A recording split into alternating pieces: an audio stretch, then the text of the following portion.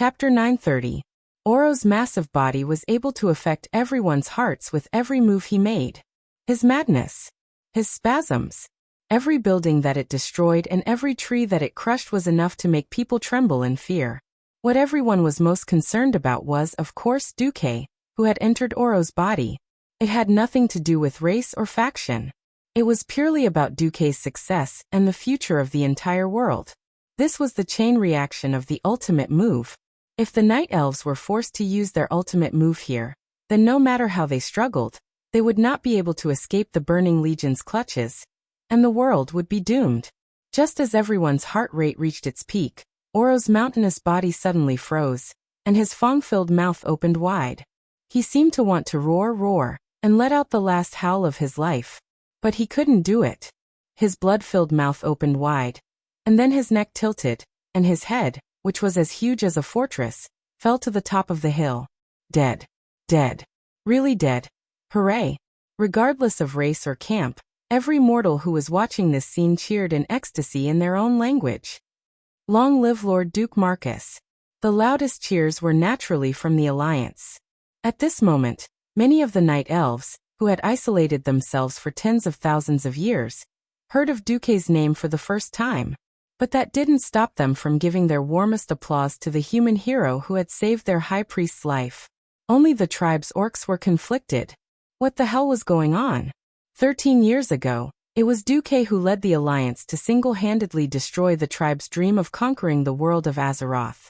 It was also this man, who was more demonic than a demon, who single-handedly led the tragedy of sending hundreds of thousands of elite orcs into the sea to feed the fishes.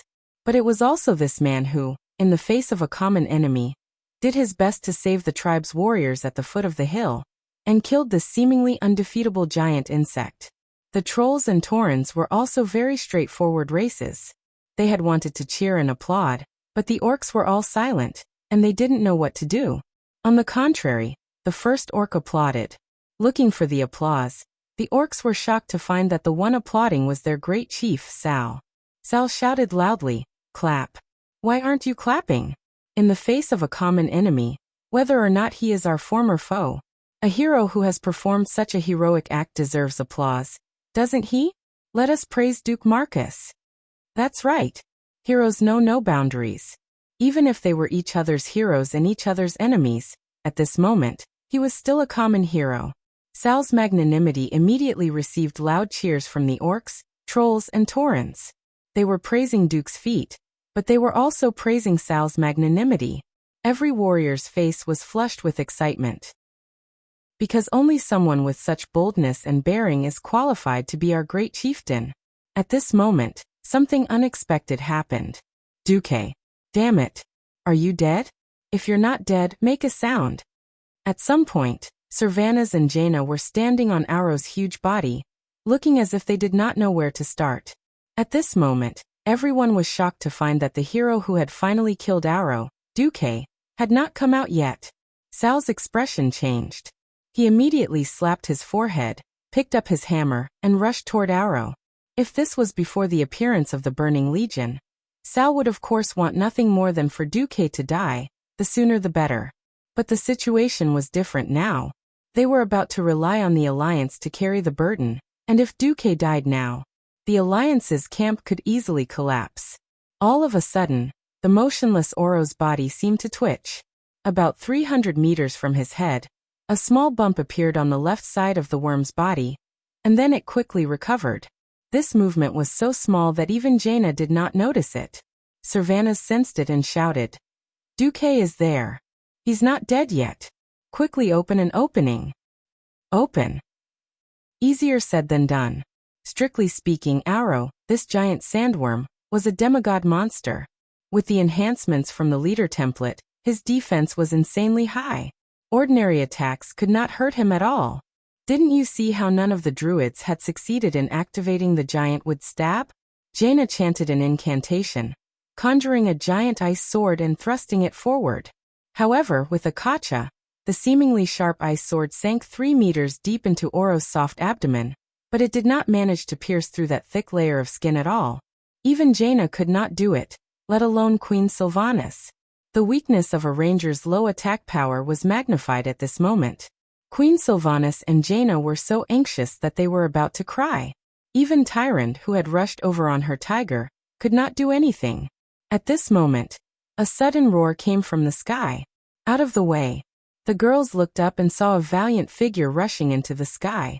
He leaped high and then chopped down with the momentum of a comet. That crimson light was naturally Bloodroar. To be able to perform such a powerful jump slash, it had to be Grom Hellroar, the one who could teach the Lord of the Abyss, Manaroth, a lesson with his axe no matter how many times he had reincarnated. For a moment, Jaina thought that this terrifying orc was going to hit them while they were down. However, Queen Sylvanas reacted quickly and pulled Jaina away. Even so, the two girls were afraid that when Grom's axe cleaved through Arrow, it would also cleave through Duque. Pfft! With Hellroar's strength, it would not have been easy to break through Arrow's defense. After all, this part of his body would usually be hidden underground. Firstly, Arrow was already dead. Secondly, he was basically lying down and waiting to be slaughtered, so the power of Grom's axe was naturally raised to the limit. The axe actually made a cut that was even more exquisite than a scalpel's. Arrow's white abdomen was cut open nearly 20 meters long, and muddy yellow blood and pus splattered out. Tyrant frowned and waved her hand. Elun's divine guardian. Immediately, a layer of gentle milky white light appeared on everyone's bodies. Obviously, this was to prevent the corrosive nature of Arrow's blood. It seemed like the blood in Arrow's abdomen was not that acidic, but it was still smelly. Queen Sylvanas and Jaina almost covered their noses as they watched Sar and the Minotaur chief Cairn Bloodhoof rush forward and tear at the wound even more. After the toughest outer layer was torn open, the rest was simple. Grom rushed forward and hacked at Duque's ice barrier in 3 to 5 strikes. Chapter 931. Duque, who had been dragged out by everyone, had a funny expression on his face. It was a strange expression that said, "There's always an unruly person who wants to harm me." For a moment, Grom almost wanted to break the ice and chop Duque's head. Fortunately, activating the ice barrier did not mean that Duque lost his perception of the outside world. On the contrary, Duque's senses were even sharper. Opening the fridge in advance was just a precaution. If Hellscream was so weak that his hand trembled and killed Duque would definitely think of a way to send the supposedly dead Grom back to hell to play in the mud after reviving. However, Duque had gone all out this time. The magic circuit was empty. If his magic circuit was usually a huge reservoir, then it was now a small pond where the bottom could be seen. Although the Breaking Dawn magic circuit could continuously generate magic power for Duque, he had used too much just now. Even if the internal organs of a demigod monster were as strong as demigods, it was really difficult to break through. After Duque deactivated the ice barrier, his legs suddenly turned to jelly, and he fell forward. It didn't matter if he fell, but he still had his two confidants by his side. Even if Gianna was unwilling, at least my baby Sylvanas was here. That was what Duque thought. Yes, the plan worked. So Duque fell with relief. In fact, Queen Sylvanas had indeed stretched out her hand at lightning speed to help Duque. However, the stench coming from Duque's body easily repelled Queen Sylvanas. She retracted her hand as if she had been electrocuted. In less than a second, Duque was about to fall miserably into the mud. At that moment, the tribe's elder was dumbfounded. They were not even professional at saving people, let alone something as weak as helping someone up. Not to mention, weren't those two women extremely nervous just now? No one realized that most beautiful women were actually misophobic. The more beautiful a girl was, the more they paid attention to their appearance. Were there sloppy beauties in this world? Yes. It must be a magical existence that looked like a beautiful woman, a beautiful tomboy. And so, without a care for anyone, Duque fell straight and miserably into the abyss of mud. Until the moment before he fell, Duque still raised his head and showed a sad expression to the two queens. Fortunately, in the end, Queen Sylvie put on an expression that said, "Since you've already ruined me, I might as well let you ruin me once and for all," while she reached out to hold Duque's right arm. His left arm was in Proudmoore's hand. At this moment, even a fool would know that the two queens had a close relationship with Duque. Jaina immediately summoned a water elemental and swallowed Duque's large body into it. Only his head was left outside, so that she could clean Duque's body. Under Jaina's superb control, Duque felt like he was soaking in a hot spring jacuzzi. After being treated like an emperor, Duque finally felt comfortable. He suppressed the urge to divorce Queen Sylvie. Duque sighed. Grom, it's your turn to save my life. We're even now. Lord Howell's mouth twitched. That counts. That doesn't count. Duque bared his teeth. Fine, I'll count it as half a life. Grom didn't say anything else in the end. His silence indicated his agreement. Duque turned to Thrall. Please order a speedy retreat. Even the seriously injured must be treated immediately, and moved to the camp halfway up the mountain for treatment. So soon? Thrall was stunned. Thrall's original plan was for the tribe to immediately reorganize the defense line. They would stand up where they fell. Retreating without a fight was not the tribe's style. Duque looked at the mountains to the south. I'm afraid that the cave that the giant sandworm called Oro came out of will be used. Used? Then could he make use of it? Thrall frowned slightly, then proposed this idea, as well as his wish for the orcs in good condition to join the defense line on the mountainside. He also expressed his determination to obey orders. It was obvious that Duque's repeated acts of generosity had influenced the entire tribe. All right, I might have to be depressed for a while. I'll leave the rest to you and Turayan to discuss. Remember, it's best that we hold on for more than 3 days. It won't be good for either side to lose too much, so please make sure to rotate. Understood. Thrall nodded heavily. History had changed greatly. Originally, it should have been the camp at the foot of the mountain and the camp on the mountainside that would each take on the Burning Legion for 2 rounds. Now it was obvious that the Alliance camp on the mountainside would take on 4 rounds. When they arrived at the camp on the mountainside, the tribe was dumbfounded by the exaggerated fortress in front of them.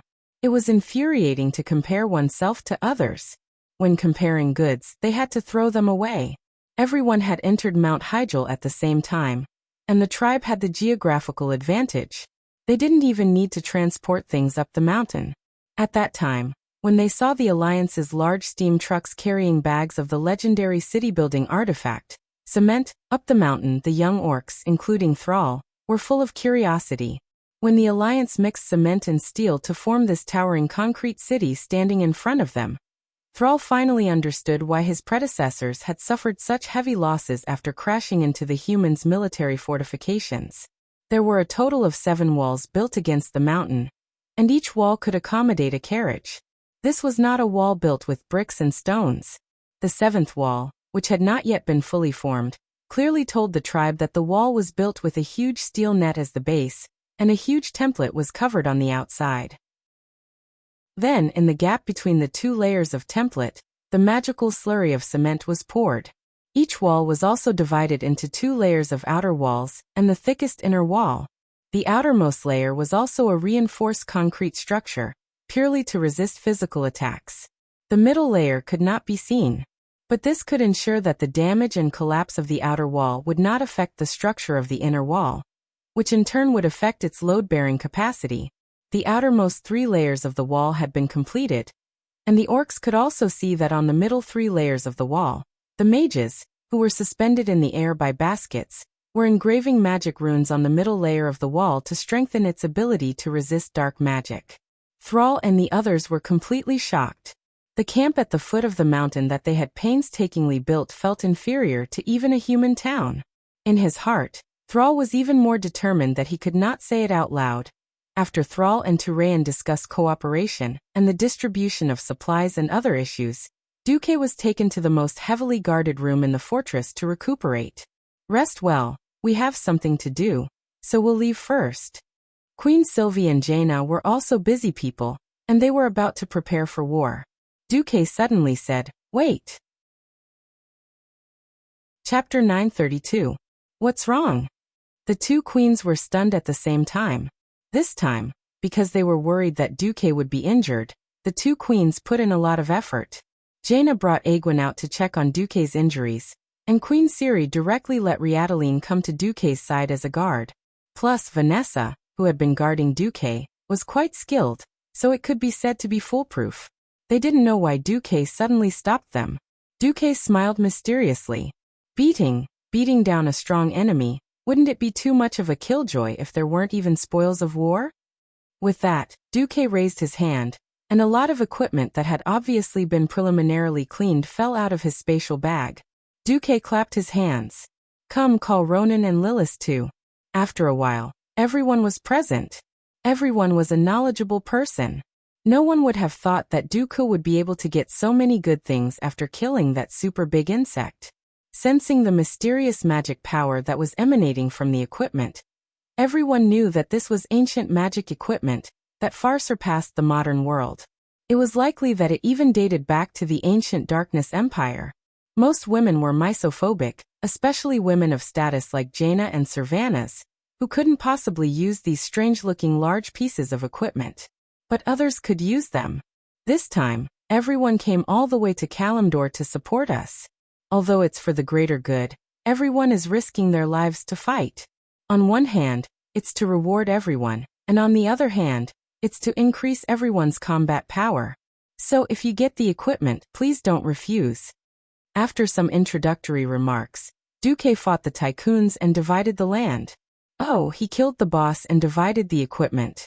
Riataline, this insect scale blocker is yours. The Blood Elf Knight stepped forward respectfully and took the green shield that seemed to be made of several beetle shells connected together, looking very much like a comma. At first, she thought it was strange, but when she successfully connected her magic circuit to the shield, a look of pleasant surprise appeared on her face. Thank you, Lord Commander. Riataline immediately bowed as far as her armor could bend. Although Holy Knights practiced Holy Light was also a type of magic power. They also needed to practice the Holy Light circuit, which was similar to the magic circuit. Due to the special characteristics of the class, the Holy Knight's Holy Light regeneration was actually lower than that of the priest and mage. This shield was commonly known as the Milk Shield. It was a shield that increased intelligence and spirit for paladins. Among the paladins, there were Mograine, Sidan, Tyrallion, and others who were strong enough to tank at the front lines. For a balanced paladin like Riataline, Duque could only sneak her into the healer team. The adorable Riataline still doesn't know. She's still rejoicing over the fact that this shield has armor that far surpasses her previous shield of excellent quality. Was he still helping Duque count his money after being sold? Lilith, this pair of leather digger's boots is for you. Lilith tilted her head and faintly thanked him. She didn't hide anything and directly tried them on. She was surprised to find that they actually fit. The magical feeling of being connected by blood made this expressionless man reveal an expression of pleasant surprise. Ronan, this digger's wristguard is for you. Ronan respectfully took it and put it on, feeling even more grateful in his heart. In this day and age, epic equipment was not easy to find. Although Teacher Duque made him work hard, he would always give him a share when it was time to reward him. Ronan bowed deeply. Thank you, teacher. Duque casually handed over a bug, which shocked Ronan. Ronan took a closer look and realized that it was actually a gun with the shape of a strange bug.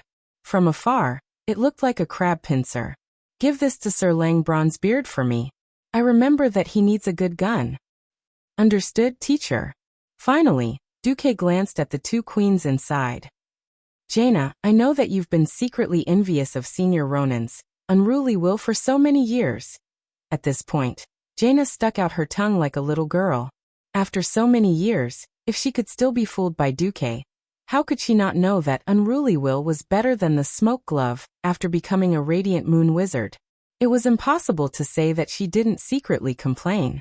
Of course, she couldn't help but curse Duque in secret.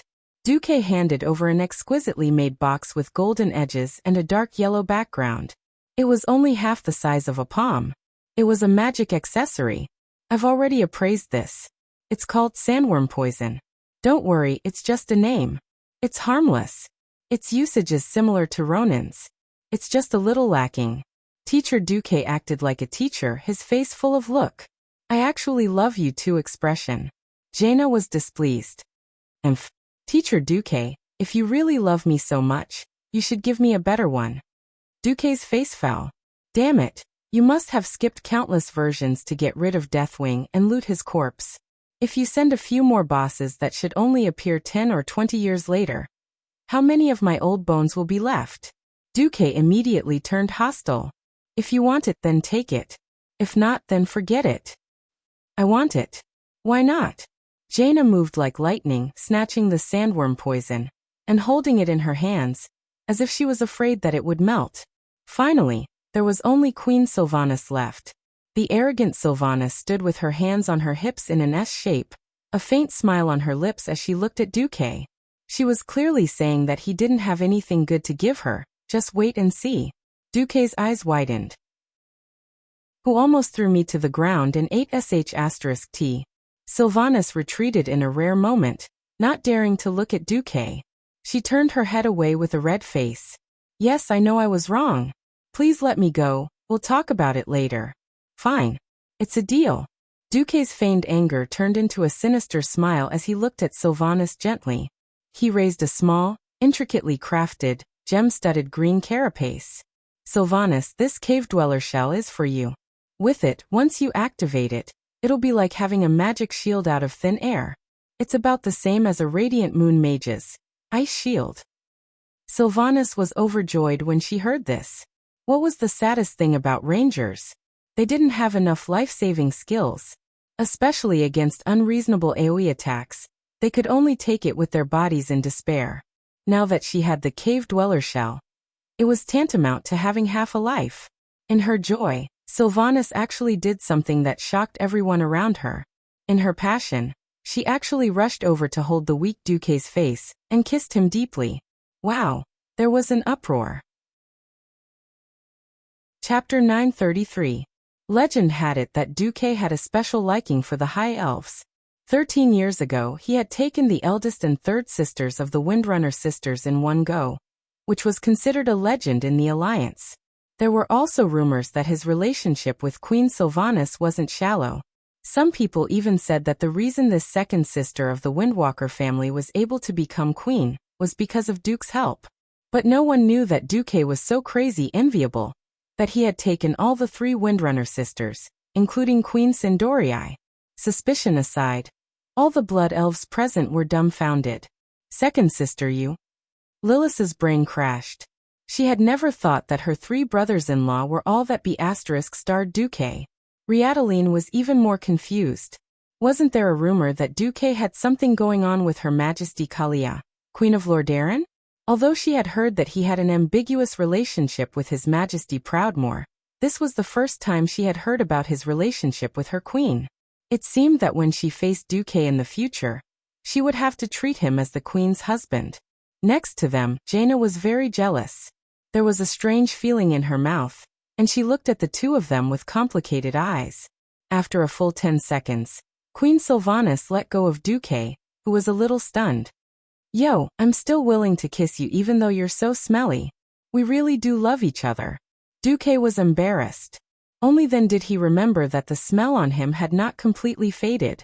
As if to announce to the world that Duque was her possession, Queen Sylvanas playfully patted Duque's face.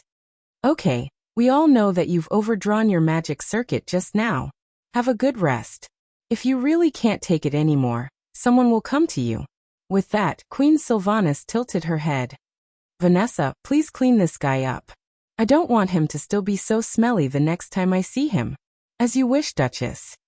Vanessa looked respectful, but in fact, she did not hesitate to push Queen Sylvanas. She was clearly saying, I don't recognize any queen. Only the true matriarch of the Marcus family can order me around. You can be a duchess or get out of here. Queen, she was in high spirits. There was no hostility. Instead, there was a faint admiration. Good, not bad. Only a maid like you can protect and take care of my man. I'll leave it to you. Yes. Vanessa replied with impeccable etiquette. Everyone dispersed like the tide, leaving only Duque and Vanessa. Duque said, Vanessa, give me a moment. I need to take a shower. Stop joking. His Majesty Proudmoore already told me that you used up almost all of your mana just now. You had to use a small amount of magic to force your body to move even a finger. It won't be good for your body if you keep pretending. Ugh. When the truth of the matter was suddenly exposed, Duque was embarrassed. But could it be that Vanessa wanted to help him bathe? Oh no, such a beast, oh welfare thing, how could it happen to me? Haha, if you don't see. You wouldn't know that the little maid who didn't have a great figure back then was already. Cough cough. Duque, who had accidentally lost his moral integrity, was obviously thinking too much. Don't worry. This is to prevent you, a bestial duke, from going berserk all of a sudden when you're injured and doing something inappropriate to violate your cute little maidservant. Vanessa said with a straight face as she shook a golden bell in her hand. Ding dang dang. There was a loud noise and 4 beautiful but strong maids rushed in from outside the door. Damn it, just by looking at the calluses on their hands, it was obvious that these so-called maids were all female knights, swordsmen, and so on. They had obviously received orders from many generals or queens, and immediately took off Duque's smelly robe and clothes without a word. They then pressed Duque into a large bucket filled with warm water, and scrubbed Duque like they were scrubbing a dungeon. Help! Help! The miserable Duque could only see Vanessa laughing sinisterly at the side. Are you a King's spy or my maidservant? After much difficulty, Duque was like a broken puppet, lying on the clean bed in a very uncoordinated position. Destroying Aro's heart and escaping had indeed exhausted Duque's magic. Before his magic could circulate normally, Duque did not dare to release his senses too much. After all, long-distance elemental perception required magic as well. What's the situation outside? Vanessa looked like a loyal and obedient maid as she replied in a dignified manner. Just as you expected, master. The camp at the foot of the mountain is under special attack. The Night Elves Sentinels and the Blood Elves Rangers are delaying the undead army, but they will soon engage the defenders on the mountainside. A vein in the shape of a cross appeared on Duque's forehead. Can you stand closer to talk? You're obviously looking down on me. Ehe. Master, you're thinking too much. Vanessa covered her mouth and snickered. How could I look down on you? I'm your most loyal maid. Even after you abandoned me silently for 10 years, I've never lowered my loyalty to you even though I've been protecting your rumored girlfriend, Her Majesty Menethil. Damn it. Aren't you being sarcastic? Do you dare to swear on your integrity that you're not resentful? What are you doing standing 10 meters away? Pinching your nose and speaking to me in a soft voice. You're even standing at the door, looking like you're going to run away at any moment? Damn it. If I really was a great noble of this era, you would have been killed 100 times over, and then killed 100 times over, alright? Why are all the maids so gentle and sweet, willing to be the life mentors of noble young masters, while I'm just a maid and I'm so worrisome? Duque felt like he was in a trance. Alright. Get out. Since you want me to rest, I'll have a good sleep. Duque sent Vanessa away in a bad mood. Duque was exhausted. Fighting Aro head-on at this point in time was definitely a heavy burden to bear. He fell into a deep sleep, but before he entered the dream, he unintentionally spread out his senses and heard Vanessa's words. Lord Ronan, although Mount Hyjal is indeed important, I've always believed that my master is the last hope of this world. If the defensive line is in danger, please open the teleportation door to send my master away. If Stormwind City isn't safe, reopening the door of darkness and sending my master to Draenor is better than letting him die here.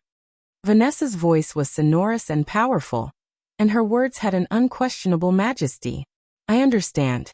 Everything is for master's safety. This was Ronan's humble voice. Duque sighed in a daze. Alright, that's my good maid. Chapter 934. The Burning Legion is here. With an astonishing momentum that was like raging waves that could split a ravine. Even the most imaginative allied army warriors would never have thought that the Burning Legion's first wave of attack would be like this. Without the druids' urging, the giant trees surrounding the camp at the foot of the mountain withered rapidly. Although the giant trees that once required a few people to wrap their arms around them didn't scatter upon contact like withered tree bark, it was obvious that they had lost their strong vitality. Originally, the orcs wanted to cut down the wood and place it in front of the camp's first line of defense to serve as antlers or build arrow towers. Under Duque's insistence, all the orcs had retreated to the camp on the mountainside of Mount Hyjal. Only 2,000 elves were left to monitor and delay the enemy near the 2 peaks. Suddenly, There was a loud rumbling sound from underground. It was the sound of a huge tide rolling and running. Every night elf and blood elf looked at each other. No one knew what was going to happen.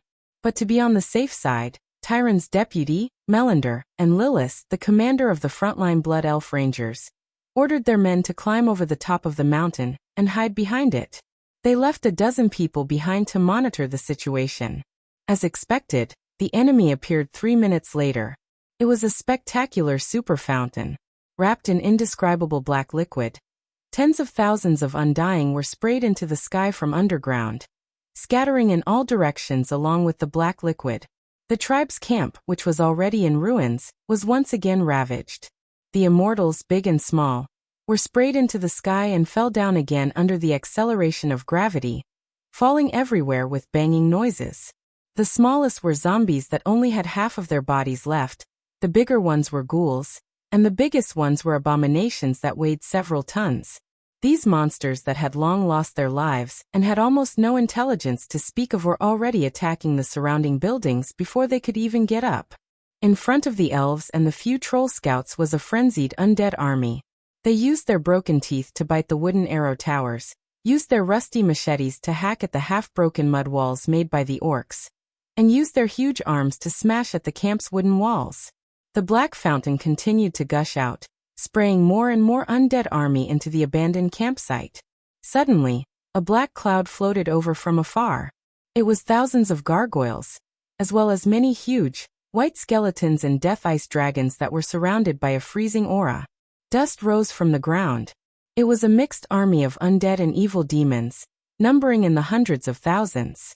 At this moment, Thrall, Wajin, and the other horde leaders who had retreated to the mountainside all looked grim. If it wasn't for Duke repeatedly reminding them to retreat, if they really continued to defend at the foot of the mountain, they would probably be wiped out.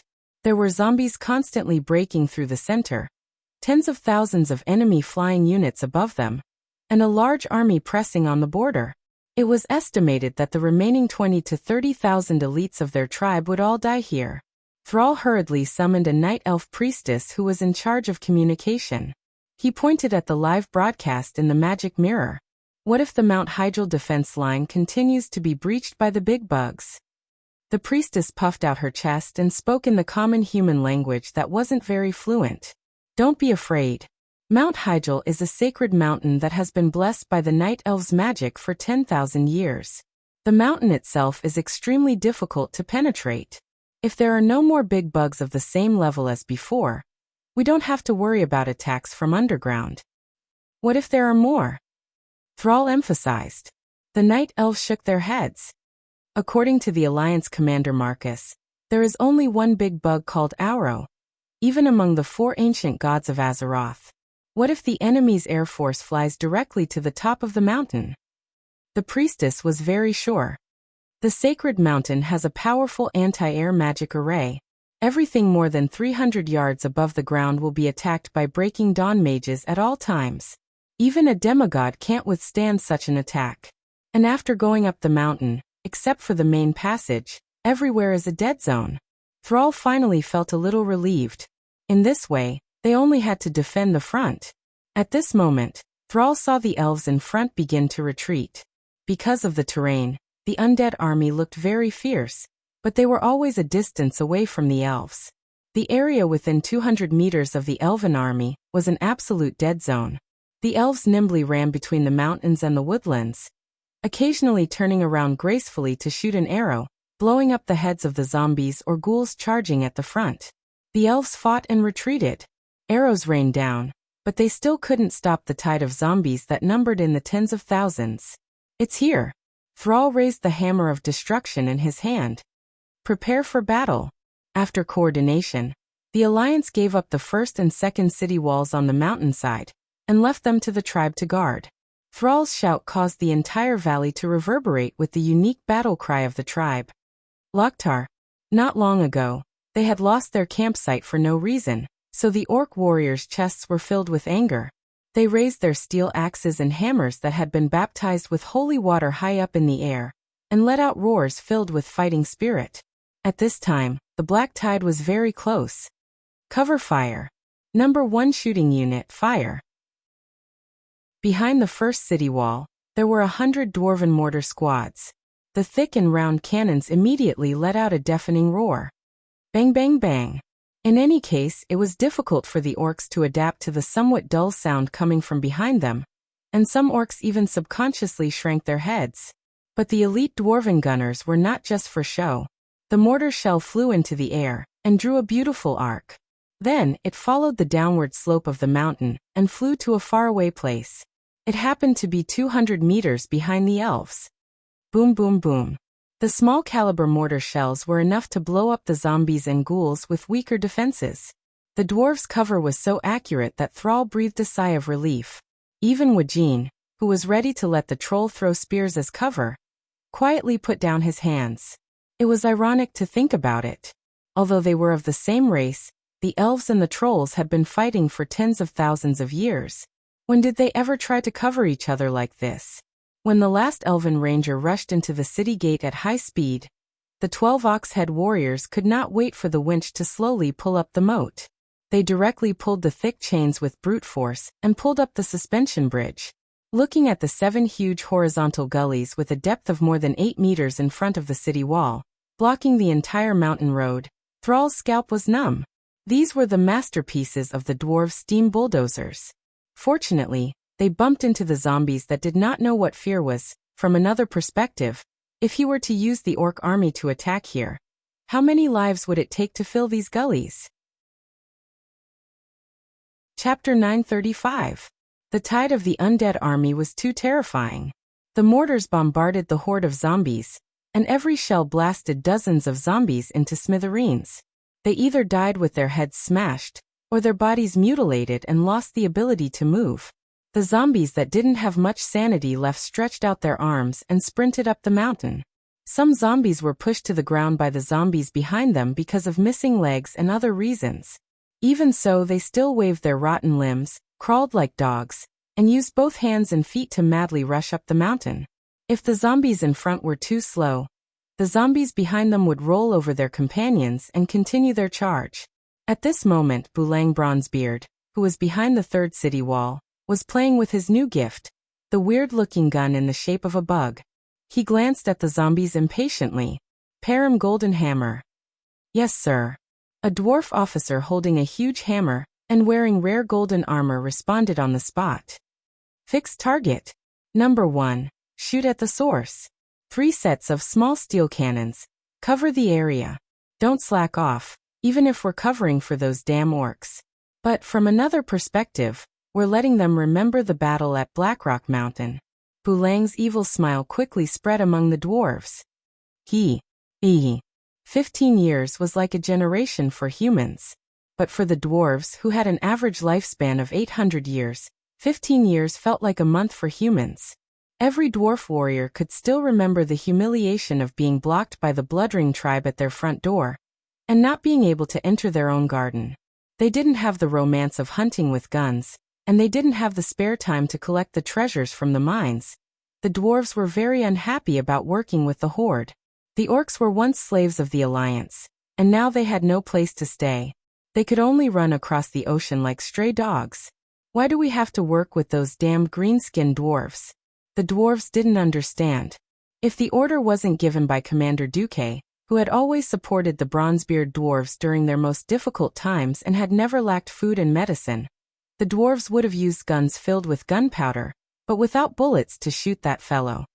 Why are the faces of the black iron dwarves black? Ever since we sprayed his face with our muskets, it has turned black. This was a clumsy dwarf-style joke, but it also reflected that if one didn't have some achievements in the Alliance, it would be impossible to control this group of irascible dwarves. Alright, Bulang had chosen the small steel cannon that had beaten the horde into dogs back in the Scorching Canyon. The small steel cannons that shone brilliantly in that battle were, in fact, many more were built later on. Who knew that after the battle at Scorching Canyon, he would no longer have a use for it? At one time, the watchtower in the blasted land had 36 small steel cannons at most. Later, as the times changed, the small cannon was replaced by the more powerful Little Duque cannon. The dwarves never lacked iron ore, and it was quite troublesome to recycle these finished products. As a result, all those small steel cannons could only be placed in the warehouse to play games with the dust. Duque had instructed the dwarves to bring the small steel cannons in this rare battle across the sea. He even said that they would respond to tactics and abandon the cannons at any time. Since it was an outdated piece of trash, Bulang was naturally happy to obey. Who would have thought that it could be used to scare the orcs? As expected, when the large cannons boomed from the third wall, many of the older orc warriors were almost scared to death. This was a nightmare that had traversed 13 years in time. Every old orc who had been captured in the scorching canyon remembered the humiliation of being forced to surrender by the terrifying firepower of the dwarves. Those bastards! Varrock and Brock, the two veterans who had experienced the first and second battle of the Dark Portal, were instantly enraged when they heard the dwarves' wild laughter that seemed to have been deliberately suppressed. Sar had just rejoiced at the support of the dwarves' cannons when he noticed that many of the incomparably heroic old orc warriors were behaving unnaturally. What's wrong? Sigh. In the end it was Grom, who had experienced the war but not the last battle of the Scorching Canyon, who told Sar the story. What? Are you sure that this is the small steel cannon that destroyed the last orc army? Sar fell silent. Although the relationship between the Alliance and the Horde had shown signs of warming up recently, the damage done to each other in the past was too deep. The Horde had slaughtered many humans, dwarves, and high elves. The Alliance had also destroyed the Troll Empire and enslaved the orcs. This was already a bad debt. Pass down the order. Our enemy is only the living in front of us. Don't be distracted by the small details. We will prove the glory of the Horde with merit. When the Horde warriors calmed down, they found that the dwarves' cannons were still very powerful.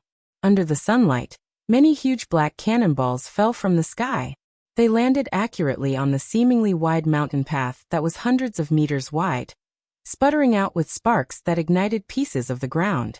They screamed over the two huge walls, creating a hellish scene in front of the orcs. Sal suddenly understood why the incomparably brave orc seniors in his heart had broken down and become captives.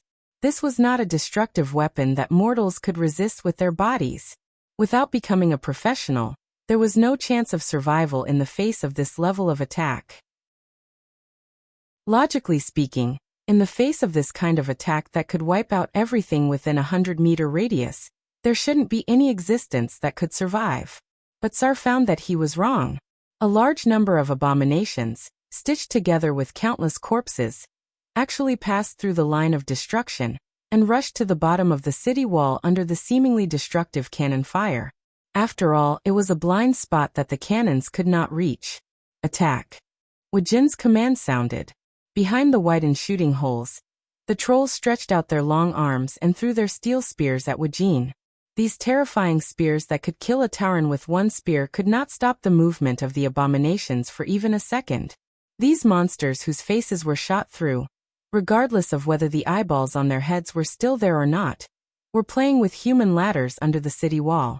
They used their flesh and blood to build a sloping passage that could climb over the 15-meter-high wall. The dead should rest in peace. Sar waved the hammer of destruction in his hand angrily. Chapter 936. With a roar, the huge black square-headed hammer in Sal's hand emitted a blazing light like a small sun. A huge abomination that pounced towards Sal with its arms wide open was hit in the head on the spot. The abomination had the appearance of a big fatty, and its waist circumference was at least 5 to 6 meters. Under this hammer strike, the stitches on its body directly burst open, and the flesh that was forcefully stitched together emitted scorching sparks. In the next moment, its huge body was torn apart on the spot. Sal originally thought that he was already quite violent, but he was suddenly frightened by a loud roar that sounded in his ears. It was Cain Bloodhoof. This burly Tauren chief, who was a size larger than Sal, was at his youngest and strongest age. A gigantic totem pole that could be used as the main pillar of the Beastmen barracks swept across, and two abominations that pounced at him were cut in half at the waist. He picked up the lower body of an abomination and threw it out effortlessly, like a bowling ball or a cannonball. The dozens of abominations that were swarming towards him were instantly knocked down. Even Grom, who had chopped an abomination to death with an axe, was dumbfounded by this scene. The place that the dwarves chose to build the city wall was naturally the narrowest and steepest part of the mountain path. It was 200 meters long from left to right. It sounded very long, but in fact, it was absolutely extremely narrow for a battlefield. Excluding the taller and sturdier bastions that protruded from the city wall, the actual length of the wall was only 150 meters. It was guarded by the various tribal chiefs, and regardless of whether they were ordinary soldiers or elites, they would be annihilated no matter how many came. Seeing that the number of the undead army was gradually increasing, Wujin waved his hand, and immediately the orcs on the bastions worked hard to shake the handle of the pump up and down, using the FFF flamethrower that once terrified the tribes, on the undead army. The city defense version of the flamethrower was even more insane. After the improvement, the fire oil was clearer and had a higher burning ratio. Due to the 45-degree mountain terrain, and the fact that they had the upper hand, the flame tongues could easily be ejected 100 meters away. After a few rounds, the 8 bastions had turned the narrow mountain path into a flaming purgatory. With the explosions of the small cannons and the sprinkling of the flamethrowers, even if there were occasionally elite abominations that were bathed in flames, it would only take a single strike from an orc centurion or ox-head warrior. Grom held blood roar in his hand. His eyes seemed to have traveled through time and space, back to the Grand War era. Once upon a time, the battlefield between the Alliance and the Horde was a battlefield dominated by strength, skill, and courage.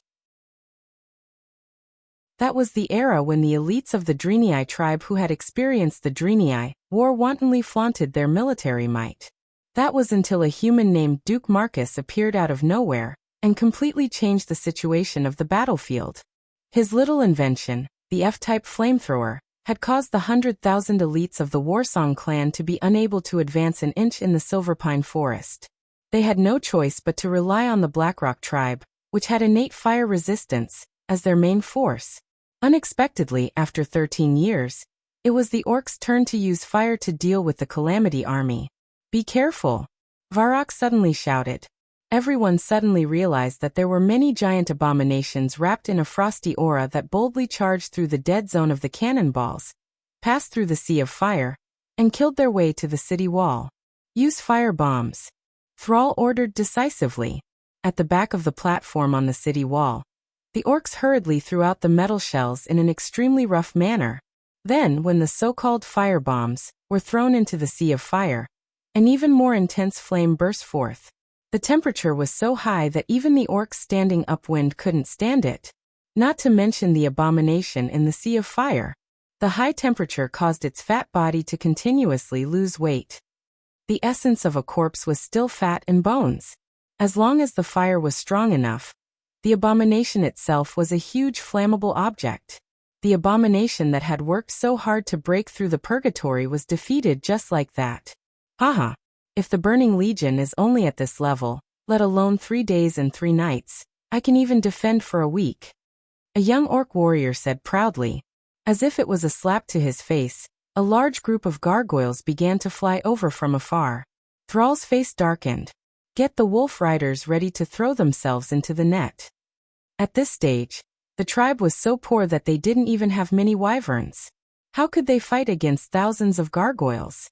Fortunately, the special nature of Mount Hyjal reduced the height at which the gargoyles could climb. Otherwise, there would be no need to fight at all.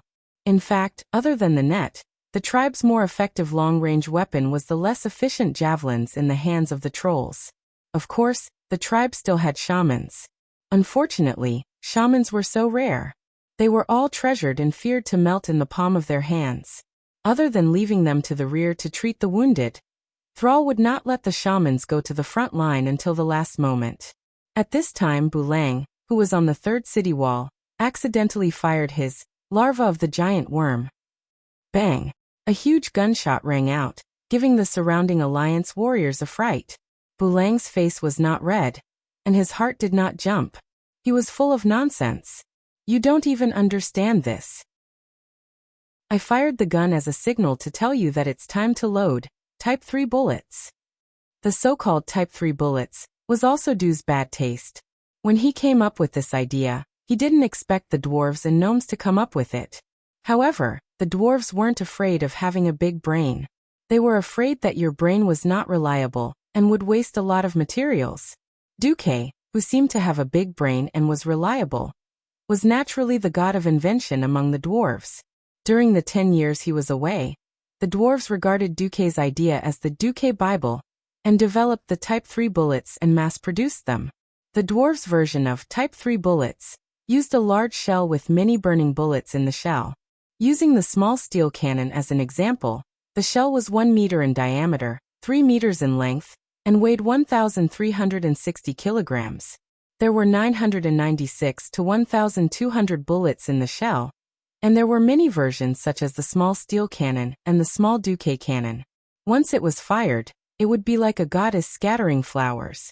No matter how many air forces there were in that area, they would all be wiped out. What? You're asking why they didn't just use shotguns, such as the grape shot from the cannon? The grape shot's range was too short, it couldn't hit far. Moreover, if they fired from the back of the orcs, once the shell couldn't go around the front wall and hit the orcs' butts, the Alliance and the Horde might start fighting before the Burning Legion could reach them. Just as Thrall was bitterly preparing to fight, the small steel cannon that had killed their predecessors opened fire again. It was different from the big shell that exploded when it hit the ground. This was a cone of fire that exploded in midair like a beautiful firework. Chapter 937. Half a minute ago, all the rookie orc warriors subconsciously raised their heads. With a slightly confused and helpless expression, they even forgot to hold up their shields, bitterly becoming witnesses to the spectacle in front of them. It was an enemy so dense that it looked like a dark cloud. The gargoyles, which were almost free of the shackles of gravity, had the strongest limbs, sharp and dark claws, a demonic face, and scarlet eyes that flashed with the most demonic fierceness. A moment ago, the entire defense line of the city wall was still bathed in sunlight, but suddenly, the sky darkened. The army, which lacked mobility, was passive whenever it faced the agile and soaring air force. Coupled with various factors such as range and hit rate, the Horde warriors could only be beaten up at this time. Originally, Sal was prepared to suffer heavy losses. Unexpectedly, as the roar of artillery in the distance behind him became more ear-piercing, Sal discovered with his amazing dynamic vision that the dwarves had changed the cannonballs to larger red cannonballs. They weren't blasting at the ground, but throwing them into the sky. It looked like fiery conical fireworks blooming in the sky, and they broke the black haze of death in a unique manner. Each red cannonball was equivalent to over 1,000 tiny flame warheads. They poured their destructive power unscrupulously into everything flying in the sky. Sal saw with his own eyes that a cannonball passed by, and the nearest gargoyle was directly turned into a sieve. The wings, which were as solid and thick as a stone wall, were full of holes of all sizes. The head and chest, which could have been broken with a sledgehammer, were full of potholes and continuous cracks. The mountain path of Mount Hydril, which had a limited flight altitude and area, was definitely the best place for the dwarves' magical cannonballs to show off. With one shot, at least 30 or 40 gargoyles fell from the sky. The originally dense and numerous gargoyles were like dark clouds, but after a few rounds of artillery fire, they suddenly became riddled with holes. Many gargoyles, after falling from the sky, still did not completely lose the ability to move. They still drove their burly bodies to climb in the direction of the city wall. Sal curled his lips. Wajin. Understood. Groups of Darkspear trolls rushed to the top of the city wall. They stood behind the orc warriors, stretched out their slender arms, and swung their arms to throw out round stones. When it came to throwing, the trolls had a talent that the beastmen could never hope to match. Stones the size of kettles drew a straight line in the air and struck the gargoyles on the ground. Crack! Crack! The sound of rocks shattering rang out everywhere. Ha ha ha. Awesome! This feels so King good. The orcs and Oxhead warriors were still cheering loudly even though they were defending the city walls. The miserable state of the enemy was their best stimulant. At that moment, people from the Alliance arrived. A small group of knights found Thrall, who spoke awkwardly in orc language. Your Excellency, the first line of defense is saturated. Vice Commander Turalian hopes that you can temporarily abandon the first wall. Give up. We've only just warmed up. There are so many good lads behind us who haven't even touched the enemy, Taran Chief Kane muttered. Sal looked at the continuous walls on the mountain road, and then looked at the death passage in front of him that had been filled with corpses. He waved his hand to stop Kane. No, we have lost the geographical advantage. We still have to defend for a long time. Retreat. The messenger knight was relieved. Tribal warriors who have just been injured, please retreat first. Behind the second line of defense, there will be specialized medical teams to take care of them. Don't worry, it's not just the dwarves' cannons. The night elves and blood elves' sentries and rangers will cover your retreat. Thank you, Sal replied humbly. The messenger knight raised a red flag and waved it behind him. Sal immediately felt the cannons behind him become more intense. The cannons in the sky and on the ground were at least twice as dense as before. Apart from a few accidental injuries, 99% of the cannons hit the Burning Legion. He nodded in satisfaction and had his men cover each other's retreat. Over 10,000 tribal warriors were divided into 4 teams. 3 teams retreated first, and the 4th team stayed until the first 3 teams entered the 2 gates of the second line of defense before retreating. At that moment, the zombies and ghouls that were rushing up were stopped by the extremely accurate and sharp rain of arrows. The abominations and gargoyles were greeted by the dwarves' cannons and muskets. The tribe only paid the price of less than 100 lives before successfully retreating. Damn it, I should have adjusted the shooting parameters just now and blown those damn green dwarfs and the undead monsters away. Param cursed. Bulang slapped his forehead.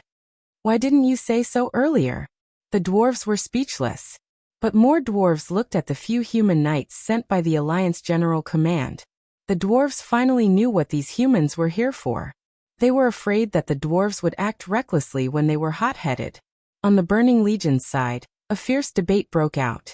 The Dreadlord, led by Ansaron, thought that they should slow down and find a countermeasure. The Alliance's cannons are too powerful. We don't have enough cannon fodder, and the terrain is too narrow.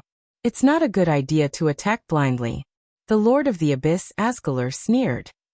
Ansaron, you've been in this world for too long. Is your brain broken? The Burning Legion has destroyed countless worlds.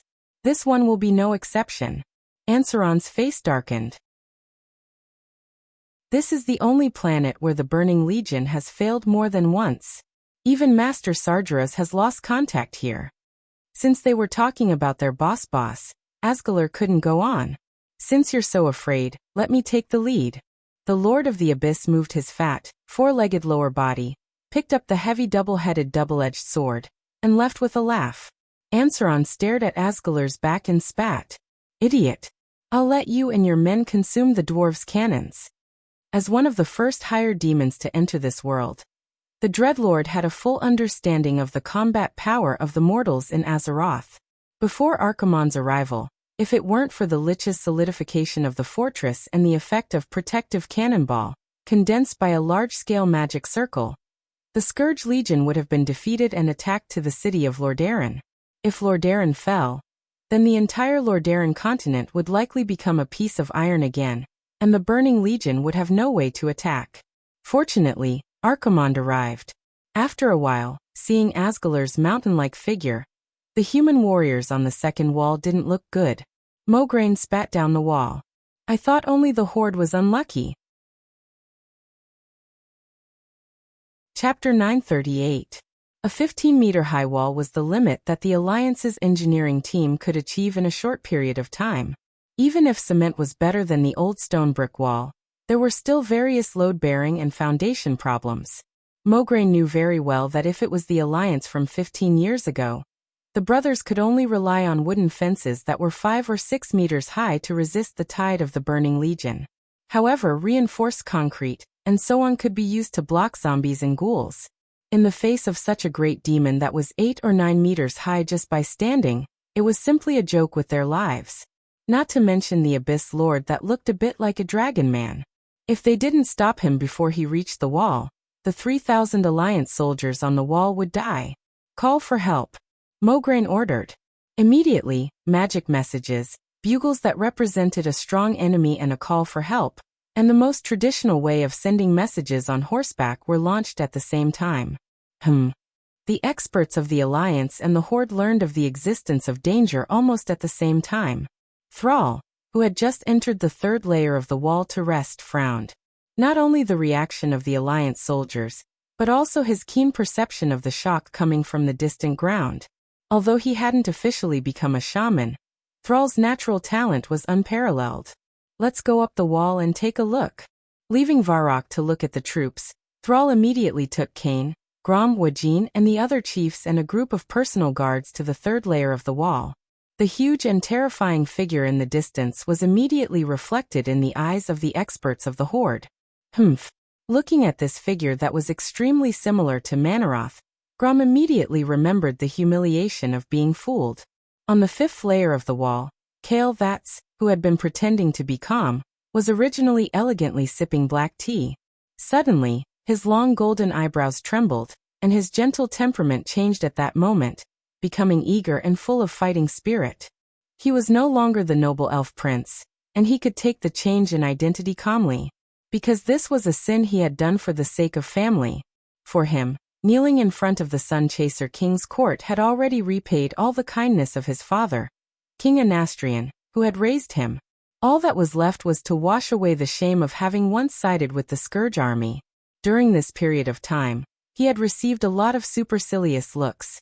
Wherever he went, the blood elves who used to be his compatriots would either openly or secretly point fingers at him. Thanks to Duque's effective guidance and suppression, the entire Alliance treated him and his followers fairly well. He did not deliberately make things difficult for them or exploit them, nor did he use them as cannon fodder or complete impossible tasks. It was because of the fairness of the Alliance that he desired to atone for his crimes. Facing the Burning Legion on Mount Hydril was the stage that Kale Vats had been looking forward to for a long time. That's right. Only the blood of the Burning Legion could wash away the stain on his name. I, Kale Vats Sunstrider, have never truly betrayed my own people. Even if I can no longer become a hero, I will at least become a man who can walk proudly on the land of Azeroth. The moment he received the magic message, Kale Vats' eyes were filled with hope and desire. It's time for us Redeemers to take the field. The powerful warriors of the Alliance and the Horde are already at the front line. How can we fall behind? Yes, Your Highness. Caponia, Solarian, Saladre, Sagunnar, and other hardcore followers all stood at attention. They puffed out their chests and sucked in their stomachs, looking at their most respected prince with feverish eyes. Even if the world deprived Kale Vats of his noble status, in their hearts, Kale Vats would always be their prince.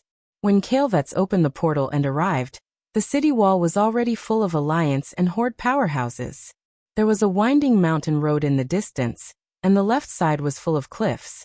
Turalian pointed at the huge figure moving quickly along the winding mountain road, and said in a worshipful tone, "According to the intelligence that Lord Marcus, the commander of the Alliance, risked his life to retrieve, that huge half-dragon, half-human demon is the Lord of the Abyss, Asgalar.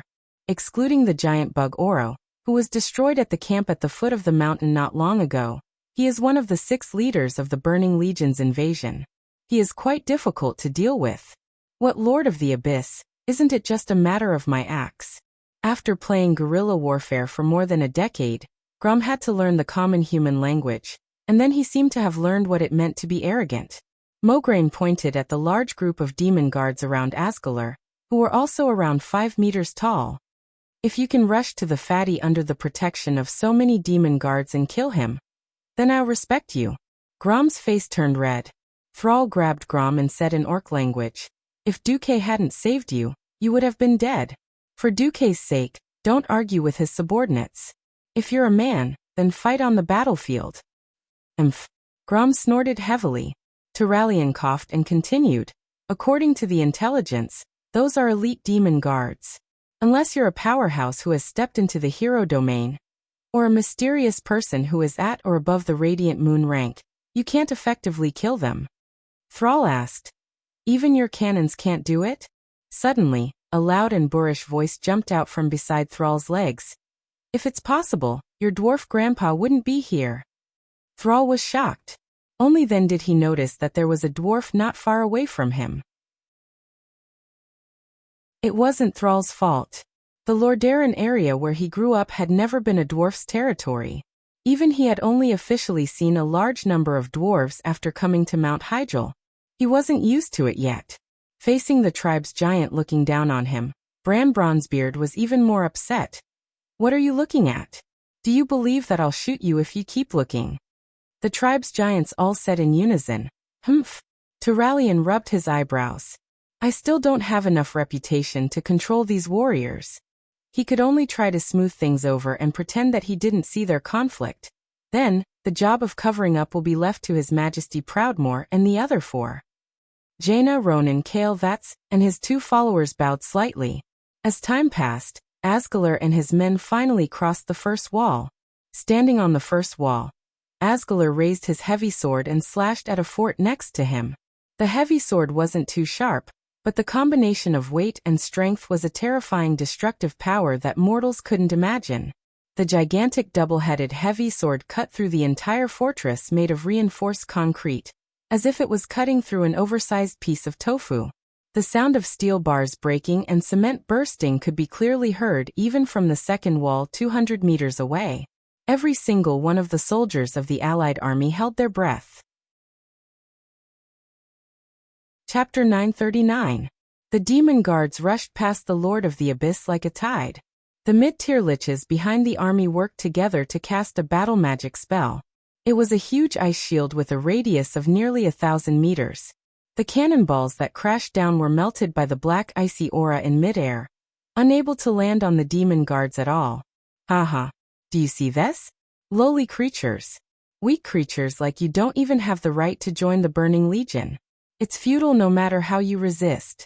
Your only outcome will be the same as this tower, completely destroyed. Ha ha ha ha. The Lord of the Abyss, Asgalar, wasn't speaking in the common language of the beast men. Instead, it was a language unique to demons that could directly enter one's soul. The vicious words rushed into the hearts of every Allied army soldier without any hindrance. Tisk! Every Allied army soldier's face was filled with indignation. Those standing at the front of the city wall were either chiefs or queens. Even a clay figurine would be enraged after being humiliated by a greater demon who was so good-looking. Not to mention a powerhouse who was at the top of an area. Jaina gave a thumbs up in a domineering manner. In the next second, she turned her wrist and pointed her thumb down.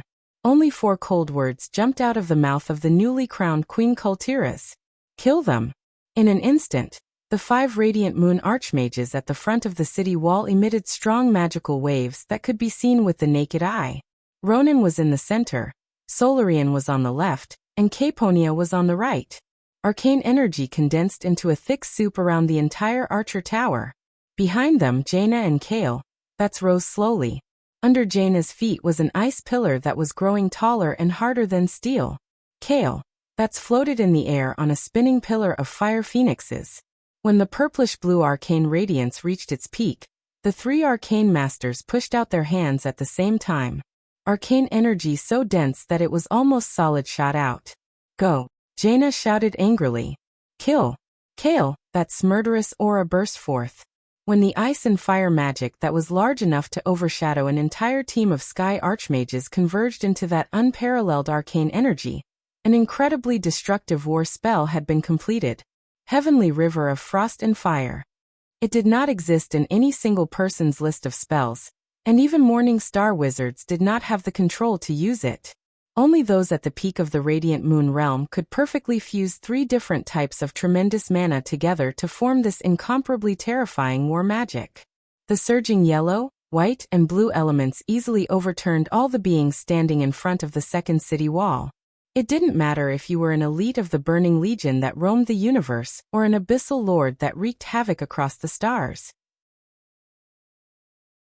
Even a Breaking Dawn mage might not be able to unleash such a powerful move, so all of you had to scram.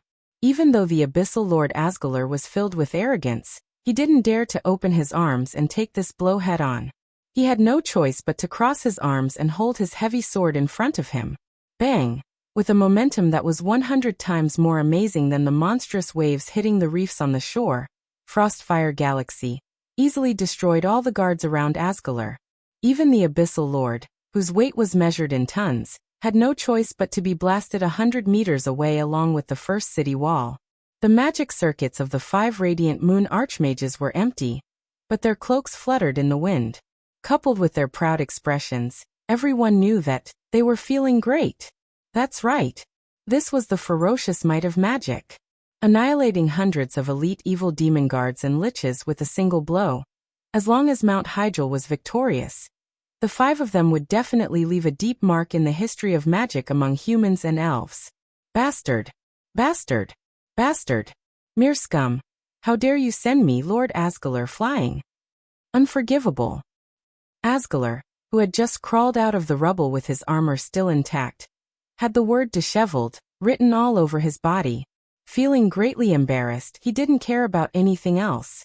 Carrying his huge double-headed heavy sword, he charged towards the second city wall like a high-speed train. He wanted to use his unimaginable strength to directly destroy the defense line that these little bugs were so proud of, and smash them one by one under the heavy sword. Suddenly, a khaki figure that was only half his height blocked in front of him. Haha. You overestimate yourself. Go to hell. With the shocking impact of running at high speed, Asgulr launched a sudden stab with the heavy sword. In his imagination, even a mountain would be smashed by him. As if that kind of short and pitiful bug would definitely be smashed into pieces by the sword. He miscalculated. The wooden totem pole that was no smaller than his double-headed greatsword burst out with a green natural brilliance that he couldn't understand. Under the innate divine power of the Tauren, the totem pole and the heavy sword collided like stars. The final result was unexpectedly a draw. Cain Bloodhoof, who blocked him, staggered a few steps back. Even the solid ground couldn't withstand this terrifying impact. The powerful hooves forcefully kicked out stacked stone waves. Asgulr didn't have it easy either. Each of his legs took 3 big steps back.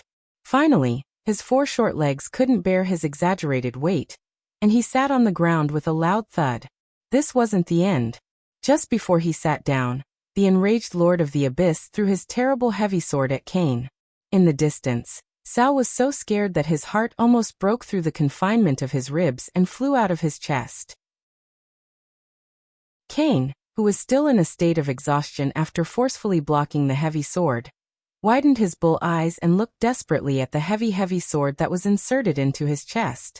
I can't dodge it at all. Anyone could imagine that in the next moment, the highest-ranking war casualty since the start of the Coalition War would be born. At this critical moment, a golden greatsword as wide as a door panel descended from the sky. Alexandros Mograine performed an extremely gorgeous jump slash, and directly deflected the heavy sword of the Lord of the Abyss by a little. A slight difference could lead to a huge difference. The double-headed greatsword brushed past Cain's neck and cut off half of Cain's mane. It seemed that Cain's neck was bleeding, but people with discerning eyes knew that Cain's life was saved. Good job. Another gorgeous figure leaped high into the air. The violent scarlet axe drew the most amazing arc, crossed the space of 30 meters, and struck Asgulr's head with one move. With the smoke and dust raised when the Lord of the Abyss fell as the background, it was the figure of a powerful orc hero named Grom Hellscream. I said that whatever Lord of the Abyss is just a matter of my axe. Chapter 940. Pretentiousness was like the wind, always with me. Lord Hell's pretentiousness was so off the charts that all the heroes who had just covered for him and blocked the sword for him were overshadowed. They all became mere background decorations. That's right. Without the cover of the 5 archmages, without Cain and Mograine to resist the attack of the Lord of the Abyss, Lord Hell could not find a chance to kill anyone. However, the beastmen, who revered strength, would not care about this. Their eyes would only see the sharpest, and also the last move that would kill them. All of a sudden, all the orc guards who had followed Sal to the second wall let out a fanatical roar. Oh, hero! Hero! Hero! The first warrior of the horde, Grom Hellscream. After the chaotic roar, it was the uniform roar unique to the horde warriors. Oh!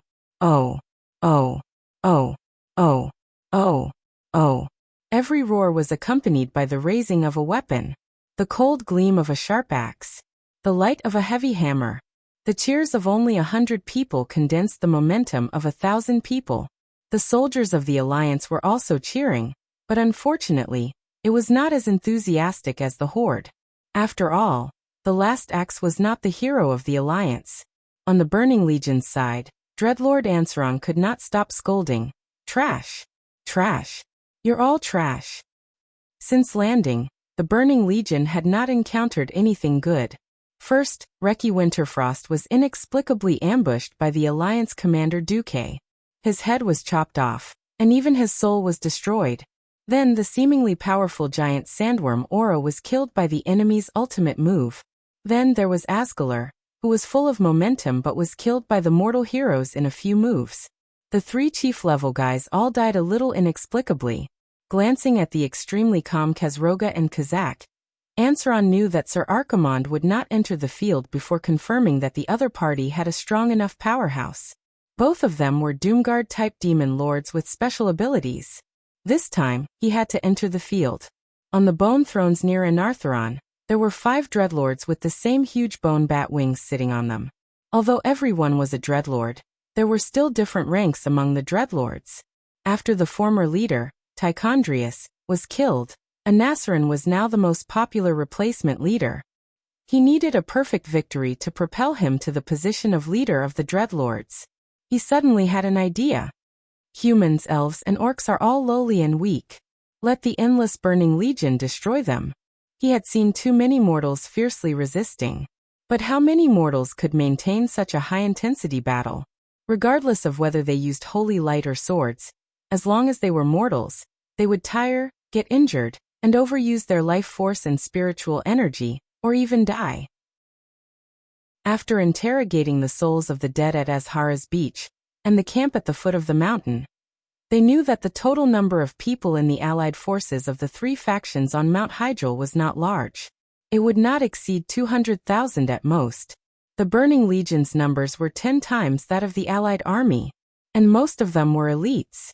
After a little thought, Ansaron sent a small number of ice dragons and gargoyles in a rather sparse density. It would be too much of a loss if they swarmed up like before, and were blasted down by the dwarves without even having to aim. Obviously, Anasalin's tactic worked. The Burning Legion's air force was larger in number but not too densely packed, forcing the allied army's long-range firepower to pay more attention to the sky. Many times, the alliance had to send the griffins to contend with them. It was obvious that this was more effective for the allied army to bleed. It was the same for the ground battle. The moderate but continuous attacks made the allied army tired to deal with them. Basically, whenever the corpses in front of the city wall accumulated into a large slope, enough for the undead army behind to rush up, the city wall would be breached. In just 3 hours, the Burning Legion broke through 5 layers of the city wall in one go and fought all the way to the 7th city wall.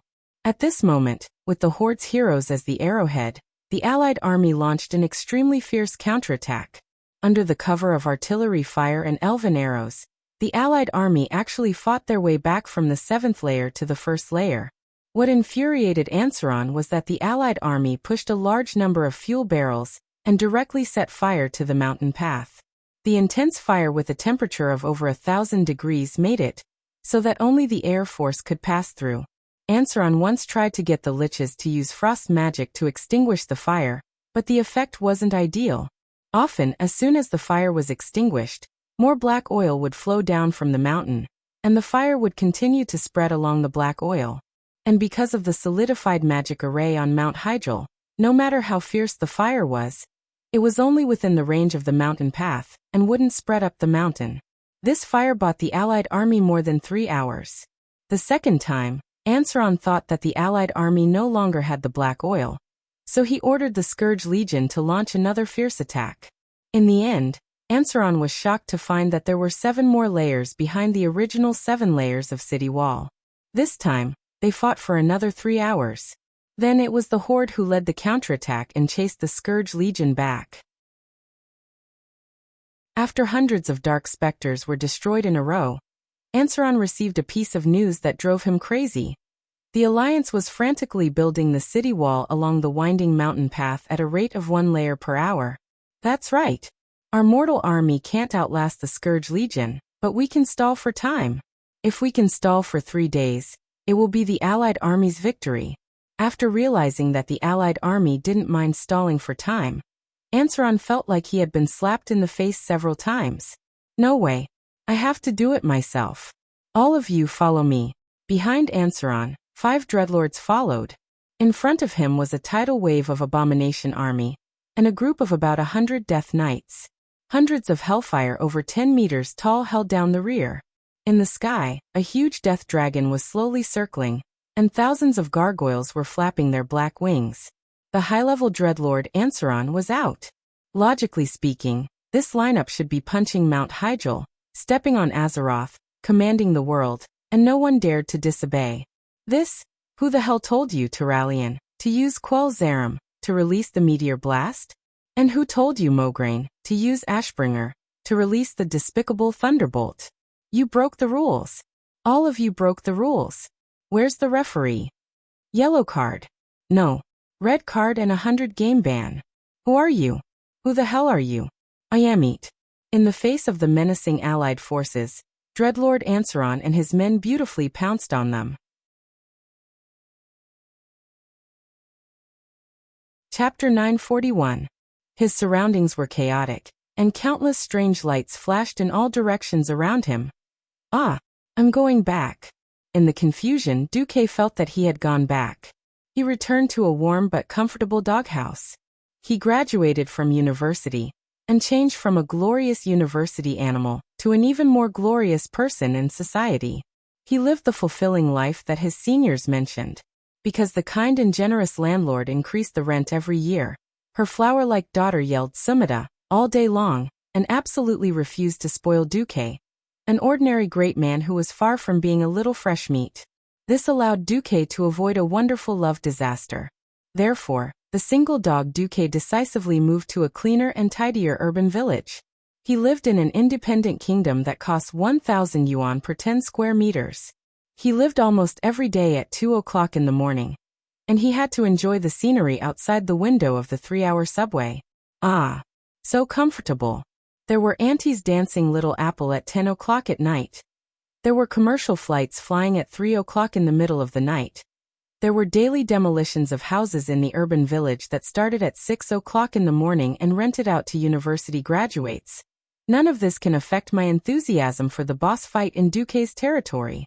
Damn, it's already the era of the monthly card. The only one who can fight me in reality is Brother Electricity. Ha ha ha ha. At this time, there was a mysterious female voice calling Duque. Duque. Duque. Wake up. The world needs you. The demon duo called Kazroga and Kazak is too powerful. We can't handle it. Duque replied in a daze. Kazroga? Kazak. They are all antique-level weaklings. Who can't solo these days? Go by yourself, don't call me. The owner of the mysterious voice seemed to be angry. Damn it. I'm not asking you to dream. I'm asking you to face the demon lord in reality. That monster that is 50 feet tall. Wake up. As long as the world is not destroyed by the Burning Legion, I will do anything you want. Duque smacked his lips, his voice deep and magnetic. Come on, let me swear on my conscience. I really can't do this job. I'm just a lowly and bashful boy who has never even touched a girl's hand. Ever since I was young, I didn't even dare to eat sh*t, and you actually want me to fight some demon lord? Are you kidding me? After saying that, Duque stretched out his right hand in a daze and touched his left chest. Yes, he touched it. Ha! Could it be that he had been training dumbbells too much recently that his chest muscles had developed so much? It was soft and bouncy. At this time, another enigmatic queen's voice appeared. His voice was filled with anger, and a smile that no one knew what he meant. Ehe! What a coincidence. I don't dare to eat it either. Suddenly, without warning. Pa! A sharp pain on his left cheek made Duque's head spin. Duque! He forcefully opened his eyelids. He was awake. The first thing he saw was an angry Jaina and an extremely sullen Sylvanas. Ah. So I didn't transmigrate back. It's better not to go back. Think about it. I'll go back and be an engineering university animal. Before I graduate, I'll be a female pig competing with Diaochan. Every festival, I'll be showered with affection by a handsome guy who found a girl outside of school. I'll be fed dog food, and I'll be urged to submit my experiment report. After graduation, I'll have no money, no house, and no girls. Even if I'm handsome, it'll be useless. I might as well go to the hospital for a vasectomy. Moreover, I'm not handsome. Despair. I'm in despair for this world of dog abuse. Although in Azeroth even toothbrushes, toothpaste, and toilet paper had to be researched by him. And every 3 to 5 years, there would be a world-ending crisis, but at least he had status, ability, and a harem here. Thinking of this, Duque sat up on the bed, his face facing the sky at a 45-degree angle. A crocodile tear fell from the corner of his left eye. Earth is too bitter. I'm not going back. Queen Sylvanas thought about what would happen if she slapped Duque awake. Maybe Duque would be like a wronged wife. Or maybe Duque would be noisy. Queen Sylvanas wasn't afraid of any situation. Duke was the only one who was unusually silent and crying bitterly. Could it be that I interrupted the restoration of his magic circuit? Thinking of this, even the fearless Queen Sylvanas panicked. Ignoring the unreliable night elves, Duque was already the last trump card of the Alliance and the Horde. If something went wrong on Duque's side, the world might really be finished. Duque. I didn't mean to wake you up. The situation is too dangerous. Queen Sylvanas' voice unknowingly carried a faint sobbing tone, and a pleading tone. Dangerous? Duque seemed to be talking to himself. Yes, more than 40% of the soldiers have been killed. None of the Alliance's masters died, but most of them are injured. The key is that we can't win against the 2 demon lords. Now Mograine and Kane are at the front, Jaina said quickly. Duque suddenly fell silent. After a full 3 seconds, he suddenly came to his senses and grabbed Queen Sylvanas and Jaina's hands. Wait until we defeat the Archerons. If I'm still alive, I'll be with the people I love and love me forever. The first half of Duque's sentence was not wrong, but the last sentence made Queen Sylvanas furious. Wait. You still want to be together? It's fine if the 3 of us go. I've tolerated Alicia before me. Are you going to add those cats and dogs and messy women? Queen Sylvie suddenly smiled. Her smile was as bright as a flower. Duke. Yes. Your body, are you sure it's okay? Like the magic circuit or something. I'm fine. Duque, who didn't know that a disaster was coming, seemed to be still in a daze. Then justice fell from the sky, and Queen Sylvanas slapped Duque on the right side of his face. You little bastard. This scene left the bystanders dumbfounded. Queen Sylvie stood up abruptly and rushed to the door with large strides. Suddenly she stopped. With one hand on the door frame, she did not turn around. Although you're a bastard, seeing that you might be able to save the world, I agree. But I warn you, don't go too far, or I'll incite my sisters to leave you. After that, Queen Sylvanas strode out of the door, as if she was escaping. As soon as Queen Sylvanas left, Jaina also pulled back her hand that was held by Duque. She stood up, flicked her cloak behind her, and turned around. Aha! Duke Marcus, you think too highly of yourself. You actually want to take 2 queens at once? Who do you think I am? I'm the noble queen of Kul Tiras, Jaina Proudmoore. There's no way I'll give myself to a bastard who has a harem. After that, he used flash and flashed out of the corridor. A few seconds later, Jaina's vague voice floated over from afar. If you can help me get revenge, maybe it'll be a different story. Why are all of you suddenly so arrogant?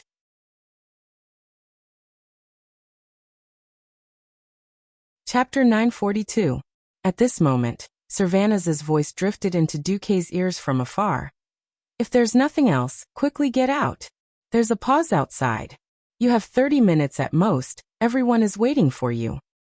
30 minutes. That's enough. Duque smiled and lifted the quilt. Vanessa, who was waiting next to him, immediately stepped forward and handed over Duque's robe. Thank you. While putting on his clothes, Duque suddenly remembered. Yes, Vanessa, the first slap on my left cheek was also from Sylvanas, right? Why did she hit me? Dear beast. Oh, Master Grand Duke Marcus. Hey, you did it on purpose, didn't you? A black line appeared on Duque's forehead. Vanessa calmly helped Duque tidy up his clothes while replying. No, it was a slip of the tongue just now. It's not like that on purpose. For example, Master Grand Duke Marcus, this is called on purpose. Duque suddenly had the urge to slap this talkative maid to death.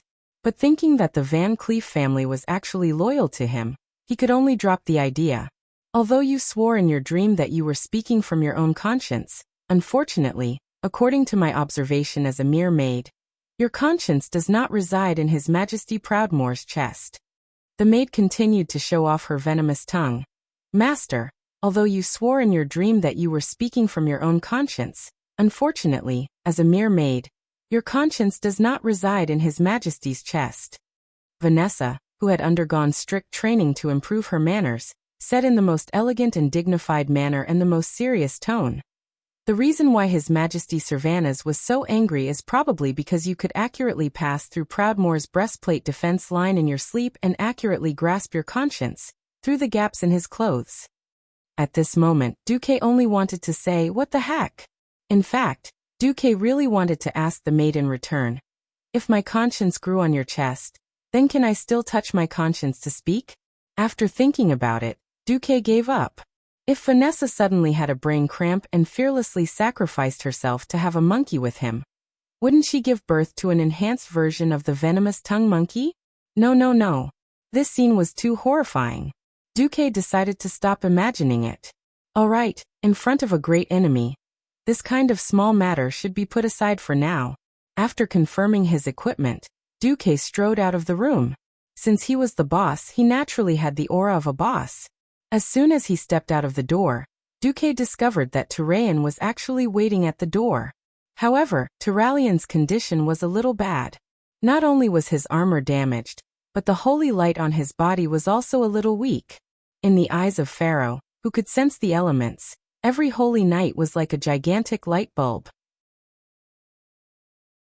Regardless of day or night, they would emit light and heat in the elemental domain, clearer than a lighthouse in the dark. Turalian's holy light energy was at most 50% of its peak. It seemed that this was the result of a round of recovery. Report. Yes. Turalian replied as he secretly gestured. After a few steps, a face that Duque was familiar with appeared. She was Mograine's adopted daughter, the little priest Sally Metwain. She followed Duque's footsteps and released a mixture of holy light with her hands, gently healing the wound on Duque's face. Duque was a little embarrassed. "Don't mind my presence. This is just a minor subcutaneous bleeding. It will heal soon." Duque forced himself to divert his attention. "It's already the third morning since you fainted. In fact, our results in the first 2 days were not bad. Although we retreated from the foot of the mountain all the way to the mountainside, we estimated that we killed more than 1 million Scourge and Burning Legion soldiers and elites. The key is that we killed the 2 leaders of the Burning Legion in your intelligence report, Abyss Lord Asgalar and Dreadlord Ansaron. Oh, that's not bad. The ones who dealt the final blow were the Orc hero Grom Hellscream, and the Blood Elf hero Kale. That's Sunstrider." "Huh? That's impressive." Duque was really surprised. Duque knew that Lord Hell had a halo that increased the attack power of the Abyss Lord by 1000%. Originally, it was Lord Hell who killed Manaroth with his axe twice in a row in history. It was not surprising that Duque killed Abyss Lord Asgalar again. What was surprising was that Kaisi actually went all out. Logically speaking, it was very difficult for mages to steal kills. Turalian added. In order to kill the enemy Kale, that's transformed into a huge fire phoenix and crashed directly into the Dreadlord, burning Ansaron to death in close combat. Now even the Blood Elves have begun to praise his bravery. Although the Blood Elves seem to be unable to forgive his past betrayal, at least they won't be hostile to him. Wow. Kaisi was really trying his best to wash away the stain on his name. Walking out of the fortress, the strong sunlight almost blinded Duque. After recovering his vision, the first thing Duque saw was the traces of a great battle stretching from afar to near. Ever since Duque proposed the concept of the 1,000-layer skirt, the dwarves really took this move to the extreme. Within a limited period of time, he had recklessly built a total of 21 city walls. Then he had built 49 bunkers on the relatively open mountainside. Damn! It scared Duque so much that he almost thought that Archimond was the monk who had to overcome 81 difficulties to go to the west to obtain Buddhist scriptures, and that they were the goblins who blocked his path to wealth. Okay, get to the point. The abilities of the remaining 2 demon lords are very strange. Mograine, Sar, and Grom have each killed the 2 great demons twice. But every time we killed one of them, the other one would go berserk, and not long after, the demon that was killed would resurrect. Once resurrected, the 2 demons will become a huge cocoon. No matter how we attack, we can't break the defense of the 2 cocoons until they regain their mobility at the same time. Turalyon paused for a moment. I don't know if it's an illusion, but the time it takes for them to regain their mobility is getting shorter and shorter. It would have been better if Turalyon didn't say it. Once he said it, Duque was stunned. Then he laughed out loud. Why was he laughing? Thinking back to the first time he played World of Warcraft, 40 little amusing friends gathered together, but they couldn't even get past the Molten Core's door god. At that time, looking at the ground full of corpses, it was really King tragic. Before Duque transmigrated, the version of the game was already very late, but the current timeline that Duque was in was only 15 years after the Dark Portal. Those tactics and boss strategies that were common in the eyes of the veterans in the future were all rare stuff in this timeline. Sure enough, only at this time, the power of the transmigrator's cheat would be off the charts. Ha ha ha. Ha ha. The tricks of the Burning Legion's great demons are not bad. But I, Duke Marcus, have seen through everything. Chapter 943. What were soldiers most afraid of on the battlefield? The first thing they feared was having stupid teammates. As the saying went, don't be afraid of a godlike boss, but be afraid of a stupid teammate. In fact, there was another kind of existence above a stupid teammate, which was called a boss who caused others to die. If your teammates were stupid, you might be saved if you relied on yourself to become godlike. If your boss was stupid and forced you to die, there was really no need to save you. Just write your will. The general was the courage of the soldiers. It meant that a cowardly general would definitely have a group of weak soldiers. Very few people knew that there was actually a saying, the commander is the soul of the general. After all, the generals were just the executors of the strategy. The most terrifying thing was the failure of the strategy. In a situation where even the generals were at a loss of what to do, if even the supreme commander did not know what to do, how could the soldiers have the courage to fight the enemy? Now Duque's arrogant laughter was spread everywhere. In the ears of the soldiers, it was not frightening, but heavenly. However, I, Duque, have seen through everything. When these arrogant words were heard by the soldiers who were already beginning to feel uneasy, it was no different from a large dose of reassurance. That's right. The invincible commander of the Alliance, Lord Marcus, had found a way to defeat the enemy. What else do we have to be afraid of?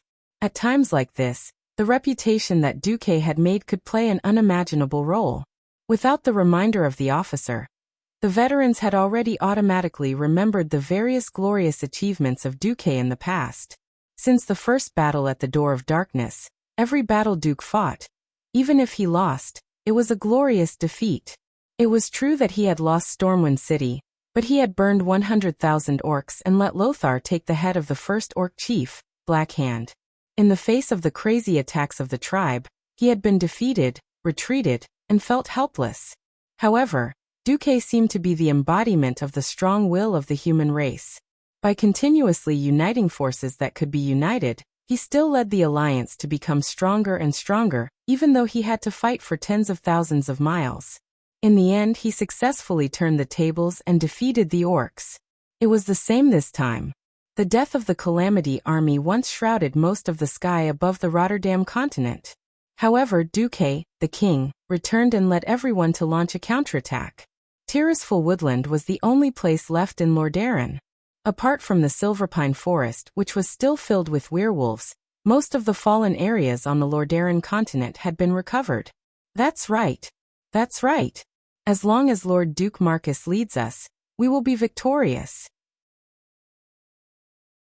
Suddenly in the distance, a wounded soldier with a broken arm struggled to run over, knelt on one knee in front of Duque, and asked excitedly, "Commander Marcus, have you found a way to win?" Seeing that the bandage on the soldier's shoulder was still bleeding, Duque couldn't help but feel a lump in his throat. "Yes, we'll use the heads of those 2 demons as tables later." "Thank you, Your Excellency." The soldier kowtowed heavily. Duque's bold words quickly spread. "Will we win in the end?" "I will. We will definitely win. Please take care of yourself, Your Excellency. I would like to have you present me with an award during the victory ceremony." "I will. I definitely will." More and more soldiers gathered around Duque. Even the heavily wounded who couldn't get out of bed sat up with the help of their comrades. Not only the soldiers of the Alliance, but even the warriors of the Horde shouted and raised the weapons in their hands after hearing the translation.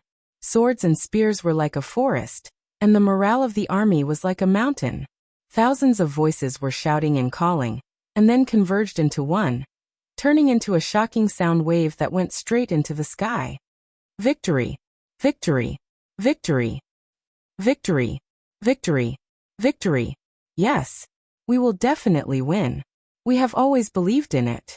At this moment, on the battlefield in front of them, it was located at the entrance of the open land on the mountainside. Once they broke through, it would be a vast expanse of flat land. Other than the blockhouses built by the Alliance, there was no other place to defend. Although the narrow road from the mountainside to the top of the mountain was starting to build a wall, everyone knew that the wall was really useless against greater demons of such a level. The mortal soldiers in the coalition army had no choice but to risk their lives and rush up from the sides of the cocoons before they exploded to support their allies on the mountain road and the city wall. This was to stop the small fries of the Burning Legion, and not let them affect the experts of the Alliance to surround and kill these 2 demon lords. Mograine was very tired. He leaned on the heavy Ashbringer and panted heavily. A third of his golden armor had already been torn, and he looked more like a beggar. Grom's famous blood howl was thrown on the ground in front of him. The incomparably strong man was currently covered in sweat, and he sat on the ground as if he had collapsed. The one who suffered the most was the Minotaur chief Cain. Because he was the largest and had the strongest vitality, he also suffered the most damage. Right now, Cain looked like a Fergana treasure cow. There were at least 100 large and small wounds all over his body, and all his hair was dyed red with blood and sweat. The blood seemed to be taking the opportunity to escape. Riataline was using all her strength to help him recover from his injuries. Holy Light Flash and Holy Light were thrown on the Minotaur chief like they were free. Just as every expert was dejected and panting in despair, trying to delay the arrival of the final moment, the sound on the mountain attracted their attention. That is, Wajin suddenly turned his head, his eyes full of confusion. "Haha," Mograine laughed. "Who else could it be besides him?" Sal's face was full of a bitter smile. "Although I don't want to admit it, we can only rely on him." At this moment, whether it was the experts of the Alliance or the tribe, they all thought of the same name. Sal secretly clenched his fist. He had Duque born him 15 years earlier. During Duque's glorious era, Sal was not yet born. When he grew up, Duque's glory continued. Then I, Sal, must work hard to build the tribe in the future, so that the tribe completely surpasses the Alliance. Create a glory that belongs only to me, Sal. Not long after, surrounded by a group of soldiers, Duque arrived. Smiling, Duque came to the side of Grom, who was panting. "Grom, are you tired?" It seemed like a concerned question, but in reality, it was a provocation. How could Grom be provoked with a good temper? He coldly snorted and pointed at Karzak's giant cocoon. "Humph. I can still kill this guy 10 more times." Duque patted Grom's explosive green muscles. "You don't need to kill him 10 times, just 1 more time, and it will be over." "Really?" Grom's eyes burst out with a sharp light. "Ha. At least we are still allies. I, Duque, never lie to my allies." Duque's words were sonorous and powerful. Grom stood up again. If he was a tired beast just now, then he had now transformed into the most ferocious berserker. His entire body was filled with a strong desire to fight.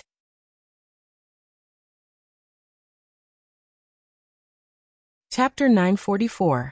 Duke walked from Grom's side to Alessandro's side, and lightly knocked on his golden breastplate with his small fist, producing a clear and melodious sound. Duque walked away just like that. Mograine smiled. This was the Duque he knew.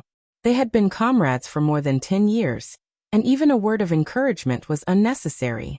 That action just now had already said everything. There was no need to say anything, just follow with your weapon. Mograine's body, which was nearing 60 years of age, seemed to be suddenly injected with the strongest vitality. He stood up abruptly, his movements so nimble that no one would have imagined that this was an old man who had been exhausted just a few seconds ago. Veterans did not die. He used his actions to show that he was not yet at the level of a veteran. I, Alexandros Mograine, can still fight for another 10 years. Sal stood up and hit himself in the chest with a single fist, making a loud bang sound. Kale, that stood up, his face full of hope for the future written all over his face. Cairn Bloodhoof stood up. He wanted to use his actions to tell the world the bravery of the Taran tribe. Boulang took a deep puff of his cigar, then threw the remaining half of it on the ground, stomped on it a few times, and picked up his new gun with a crack. At this moment, a whistling sound came from behind Duque. He did not think that it would be Tyrande Whisperwind riding a tiger and rushing over with her sentries. She was surprised by the scene in front of her. Originally, she had heard that the Alliance and Horde's crusade against the Burning Legion had fallen into a desperate situation, so she had hurriedly brought people down the mountain to maintain the situation. This was because Malfurion still needed at least half a day.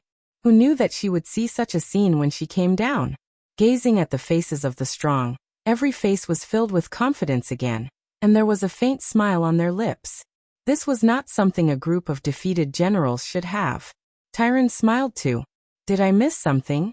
Duque's charming lips also curled into a smile. No. You came just in time. A good show is about to begin. If the heavy responsibility of saving the world was placed on the shoulders of an ordinary person, that person would either be driven crazy or be a Superman with a particularly big heart. Duque had never thought of himself as a Superman. I'm just a guild leader who's best at leading teams into instance dungeons. As long as I lead a party, even if I have to bet my life, I will be invincible. A certain transmigrator told himself. Listen to me and we will win. Duque didn't say it out loud, but the victorious expression on his face was so clear that it infected every expert of the Alliance or the Horde, making every expert choose to believe in Duque. Not far away, the giant blood-red cocoon that was the size of a small mountain began to tremble. It indicated that the two demon lords were about to awaken. A moment ago, every hero's heart was filled with worry and fear. They were not afraid of death, but they were afraid of being tortured to death without knowing why. A moment later, with the appearance of Duque, the atmosphere on the field completely changed. Now, every expert pricked up their ears and listened to Duque's orders. Duque snapped his fingers, and a huge blue arrow as tall as 3 people pointed to the empty space 100 meters to the left. Then, around the arrow was an illusory circle with a blue border.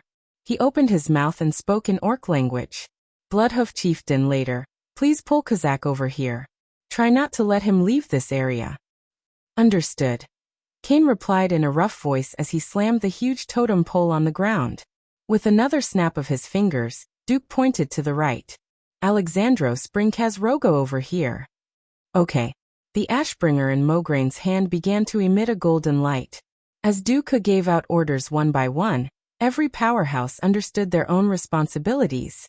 These heroes that the players were familiar with were no longer the great existences that they could only worship.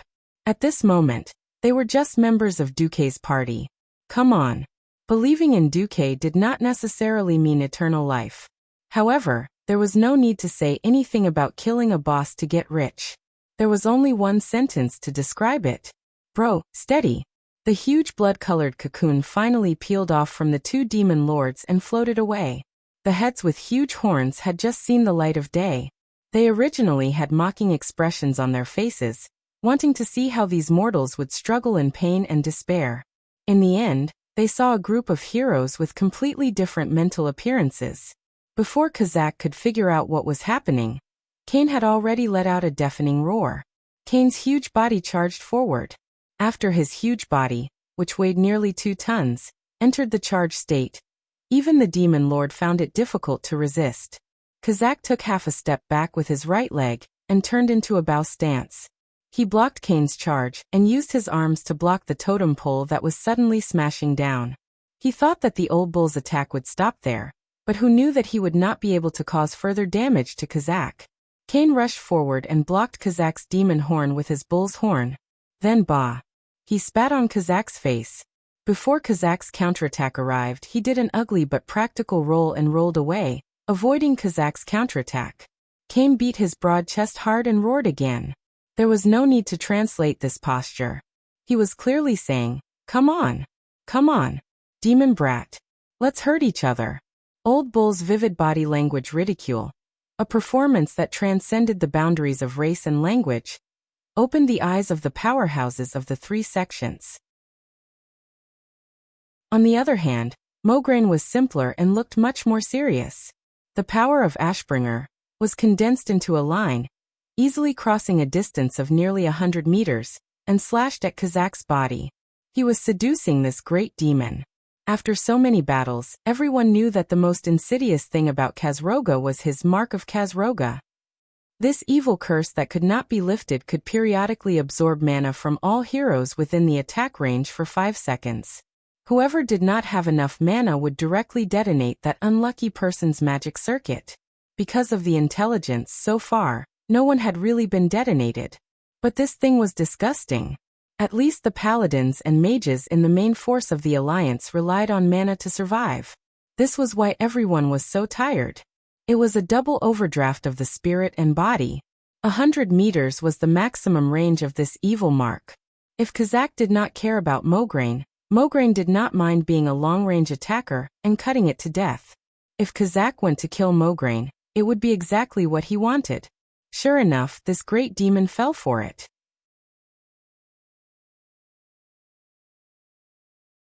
Chapter 945. When the 2 great demons were successfully separated, Duque let out a long sigh of relief. The most disgusting thing about these 2 guys was that they both had imprints that absorbed magic power. It was true that most of the heroes on the side of the 3-faction alliance had a lot of magic power. No matter how much magic power they had, they could not withstand the double burning of magic power from 2 different great demon imprints. Khazroga's imprint was fine. It burned a certain amount of magic power. Khazroga's imprint was crazy. It actually burned a certain percentage of magic power. The imprints of the 2 great demons piled together, and no one died after fighting for 4 rounds. This was actually a miracle. Of course, if it wasn't for the sense of crisis caused by the burning of too much magic power, it wouldn't have evolved into the previous chaotic fight where they killed one first. It was completely conceivable that if Duque did not come out, they would fall into a desperate cycle of endless resurrection of the demons on the opposite side.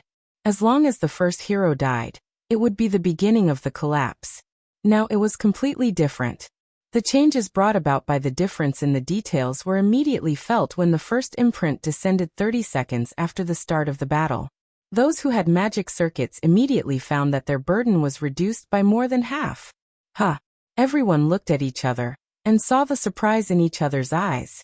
In the previous few battles, because the imprints descended on all the strong people at the same time, no one felt any difference. Now it was completely different. Moreover, the distribution of combat power was also very interesting. It seemed that the number of people on both sides was the same, and the attacks seemed to be similar. In fact, the heroes fighting against Khazroga basically did not use skills to attack. On Khazroga's side, except for Crazy Old Bull and Grom, who did not have magic circuits, who were attacking with all their might, the rest of the people were slacking. The real focus was on Duque's side. Whether it was Duque, Jaina, Ronan, Caponia, or Solarian, they were all firing with all their might. Compared to Kael'Vat's, who was only good at fire magic, the other pharaoh mainly focused on arcane magic, so they had more magic power. The storm of magic bombarded Khazroga's body, causing the huge demon to groan in pain. Luoning's arcane bomb hit his shoulder, shattering his pauldron. Without giving him any time to catch his breath, Jaina shot a frost arrow with all her might and completely froze his leg that was bent like a goat's leg. Less than 1/10 of a second later, Duke's layered, arcane shock blasted Kazrakar's entire body backward and fell down. However, because his left leg was frozen, his huge body fell to the ground in a very comical manner, and his left leg was crushed underneath. Humph. Sylvanas exhaled and jumped into the air. With a triple shot, 3 exorcism arrows with a length of more than 1 meter hit Kazroga's huge bat wings. Wajin, who had been waiting for an opportunity for a long time, rushed forward on the spot. The dark spear troll's enchanted spear directly pierced through the demon lord's palm and nailed it to the ground. Initially, Mograine wanted to follow up with another slash. At this moment, Duke suddenly shouted, "Switch targets." The group of heroes who subconsciously wanted to follow up suddenly came to their senses and pulled back one after another, turning their firepower to Kazak. Kazroga struggled to get up, but he was held back by Mograine again. He did this a few times. Everyone didn't feel it at first, but they slowly realized what Duke was doing. This was to evenly distribute the damage suffered by the 2 demon lords. Kazak and Kazroga certainly knew what would happen next, but because they were too far away from each other, they had been held back by their respective sides and were unable to escape. They were simply unable to resist their own slide into the abyss of destruction. In Duke's retina, Duke, who had the leader template loaded, constantly fine-tuned the data with his will. After all, starting a team in reality was different from in the game. In the game, there would be a clear HP. However, in a battle in reality, a series of data such as the degree of damage to the opponent's armor, the condition of the body, the concentration of dark power flowing out, and other data could be used to make a relatively objective and vague judgment of how much HP was left. At this time, Duke was simply using at least 10 Radiant Moon mages. He was also constantly commanding the overall situation and adjusting the distribution of combat power. This was not an easy task. In the game, Duke could use his identity as a team leader to teach disobedient team members a lesson. In reality, Duke couldn't stop the little prince of death from going crazy. For example, Grom Hellscream. His attack was high, and he hit hard enough. The problem was that this guy was too fierce. In the end, it was Kane who used his berserker warrior body to carry the monster. Grom was so fierce that Kane couldn't even hold him back. Kazak ignored the huge and unsightly Minotaur chief and chased after Grom, slashing at him in a daze. If it wasn't for the fact that Old Bull was asking for a beating in Kazak's eyes, and that Tyraean would occasionally give Grom a protection blessing, so that Kazak couldn't use the huge Dragon King's blade to cut Grom, and Grom couldn't use Blood Roar to hit Kazak's face, who knew how Grom would die. Well, this guy was the kind of guy who would run out of his coffin, even if he didn't die completely. Realizing that it was Tyraean who stopped him and Kazak from hurting each other, Grom had the nerve to glare at Tyraean fiercely. Okay, I'll change the description. Grom was the kind of guy who couldn't even be suppressed by a coffin. Finally, the time was right. Pull him together, Duke ordered. The 2 guys who were pulling the demon lord moved at the same time. Kane suddenly slammed into Kazak, using his totem pole to push away Kazak's claws.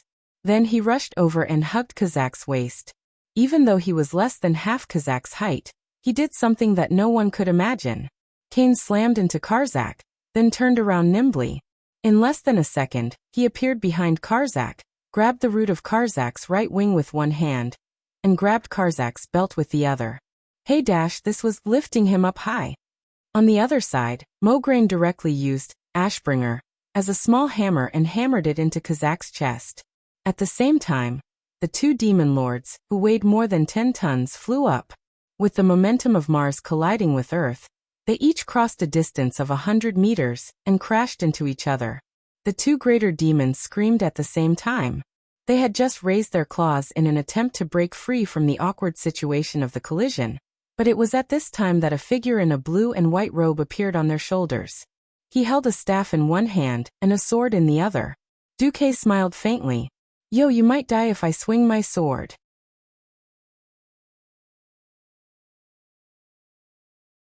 Chapter 946. If he didn't show off after getting the first kill, he would be letting himself down. Of course, to the outside world, Duque could claim that it was to set an example and confidence for everyone in the upcoming Arcaren War. Anyway, that was it. When the two demon lords collided and even their pauldrons were tangled together, Duque stood on Kazak's shoulder with his left leg and stepped on Khazroga's pauldron with his right foot, putting on a very cool pose. And the unknown holy sword in his hand was a great threat to the two demon lords. In the entire universe, nothing could stimulate the demons more than a holy sword full of righteous energy. Strictly speaking, Duque's holy sword was a smaller version of Quel'Zarim. It was a top-grade item from the Pantheon. Without hesitation, Kazak and Khazroga simultaneously defined Duque, who was close to their vitals, as the most dangerous existence. They slapped their giant three-fingered claws at Duque. Who knew? Just before the two violent palms almost hit Duque, Duque smirked. "Sorry, I lied to you." After saying that, he ran away in an extremely irresponsible manner. He really teleported away. With a flash, he ran away again. With the two great demons in such a difficult situation, every move could lead to a fatal flaw. Grom, who had been watching from the side for a long time, jumped high on the spot, ready to make another shocking jump slash. In the end, Master Hell failed to steal the kill. He was hit by Kazak's void arrow in midair. In addition to the shadow damage, the most annoying thing about this thing was that it had a spatial attribute that slowed him down. The originally lightning-fast jump slash was forced to slow down by half. Master Hell was in tragedy, becoming a floating target in midair. Such a good human sandbag. If not you, who should I hit? Kazak did not hesitate to lose his center of gravity, wanting to pull out his other hand and throw it at Grom. Smack! Like a fly being swatted away, the poor Master Ho was sent flying hundreds of meters away. If it wasn't for Turalian's kindness of giving him a heroic level, holy flash, that had a casting time of 0.2 seconds when he was flying at high speed, his old body might not have been able to take it, and he might have fallen to the ground. At that moment, Duque reappeared on Kazak's chest. When Duque unintentionally sold out his teammate, Grom, who tried to steal the kill, he also cheated all of Kazak and Khazroga's skills. At this moment, the two of them were completely empty. Duque's eyes sharpened, and he sneered. In his heart he muttered, "In the name of Aobing Queen, you're retarded." The powerful deceleration was directly cast on the weakened Khazroga. Even though he was a demon lord, under the full cast of a Breaking Dawn Archmage, he was still hit. His huge yellow demon body was slowed down by more than half. On the other side, looking at Kazak's ugly face that he had seen more than once, Duque could not help but think of the time when this guy sneaked into Karazhan and almost destroyed his home. Humph. There's a path to heaven, but you don't want to take it. I didn't kill you last time, and now you're asking for it in front of me again? Tell me, are you selling swords? Are you a cheap bastard? Duque's entire right arm seemed to have fused with the unknown holy sword, turning into a dazzling golden stream of light. With a light push, it had already crossed several meters of space. Demon Lord Kazak tried his best to tilt his neck back, trying to avoid the sword. Space seemed to be strangely dislocated, and all his efforts were exchanged for a very strange tilt of his head. Kazak was horrified to find that the back of his head had actually touched the back of his neck. Only bystanders could clearly see that when he leaned back with all his strength, a golden horizontal line just happened to appear at the connection between his head and neck. The golden line continued to extend backward. A faint shockwave rippled through the air. Only the experts with good eyesight could see that a slender and narrow golden blade of light had swept across the sky just now. It had passed through Kazak's neck, which was so thick that it would take at least 2 people to wrap their arms around it. Finally, it had fallen to the ground and carved out a neat horizontal line. Time seemed to be frozen at that moment. Even though he had witnessed all this, the terrifying power of the Breaking Dawn level, deceleration, made it take at least 3 seconds for Demon Lord Kazak to show a horrified expression on his face. Duque smoothly performed a gorgeous reverse stab. Time returned to normal only when the slender golden sword pierced through Kazak's brow without any hindrance. The only thing he could do was to scream for the last time in his life. New dash! Under the gazes of thousands of soldiers and the powerhouses of the Alliance tribe, Night Elf and Night Elf factions, the righteous Duque succeeded in stealing the kill. Looking at Grom Hell roar, who was struggling to get up in the distance, Duque laughed maliciously. Sorry. When it comes to stealing kills, although you're at the grandfather level, I'm a swordsman at the ancestor level. In the air, Duque, who had cast the deceleration on himself, slowly descended like a feather rippling in the wind. In the background, the two mountain-like bodies of the two demon lords suddenly collapsed, splashing dust all over the sky. The victory this time seemed to have come too easily. Instead, it made all the experts feel that it was unreal. Think about it. A large group of people fought to the death and killed these two demons twice. But the result? Brother Spring was resurrected with full health. Who could guarantee that these two demons would not resurrect together this time? At this moment, almost every powerhouse had the same question in their minds. Are they dead? Cocoons? No. Then did we win? We really won. Duque smiled and gave an affirmative answer. Yes, we won. His smile was light and breezy, and he had the means to turn them into ashes as he talked. It did not seem like much of a change in tactics, but it succeeded in easily killing the invincible enemy in everyone's hearts. What kind of wisdom was this? What kind of calmness was this? Every powerhouse was shocked. Very strangely, everyone suddenly wanted to see the two terrifying demons jump up and shout, "Let's fight for another 300 rounds or something." However, this was impossible. The two huge corpses just lay there quietly, becoming another backdrop for Duque's undefeated legend. At this time, Duque waved to Tyrant. Come, please loot the corpses. Oh, and count the spoils." Tyrant was a little stunned. Me.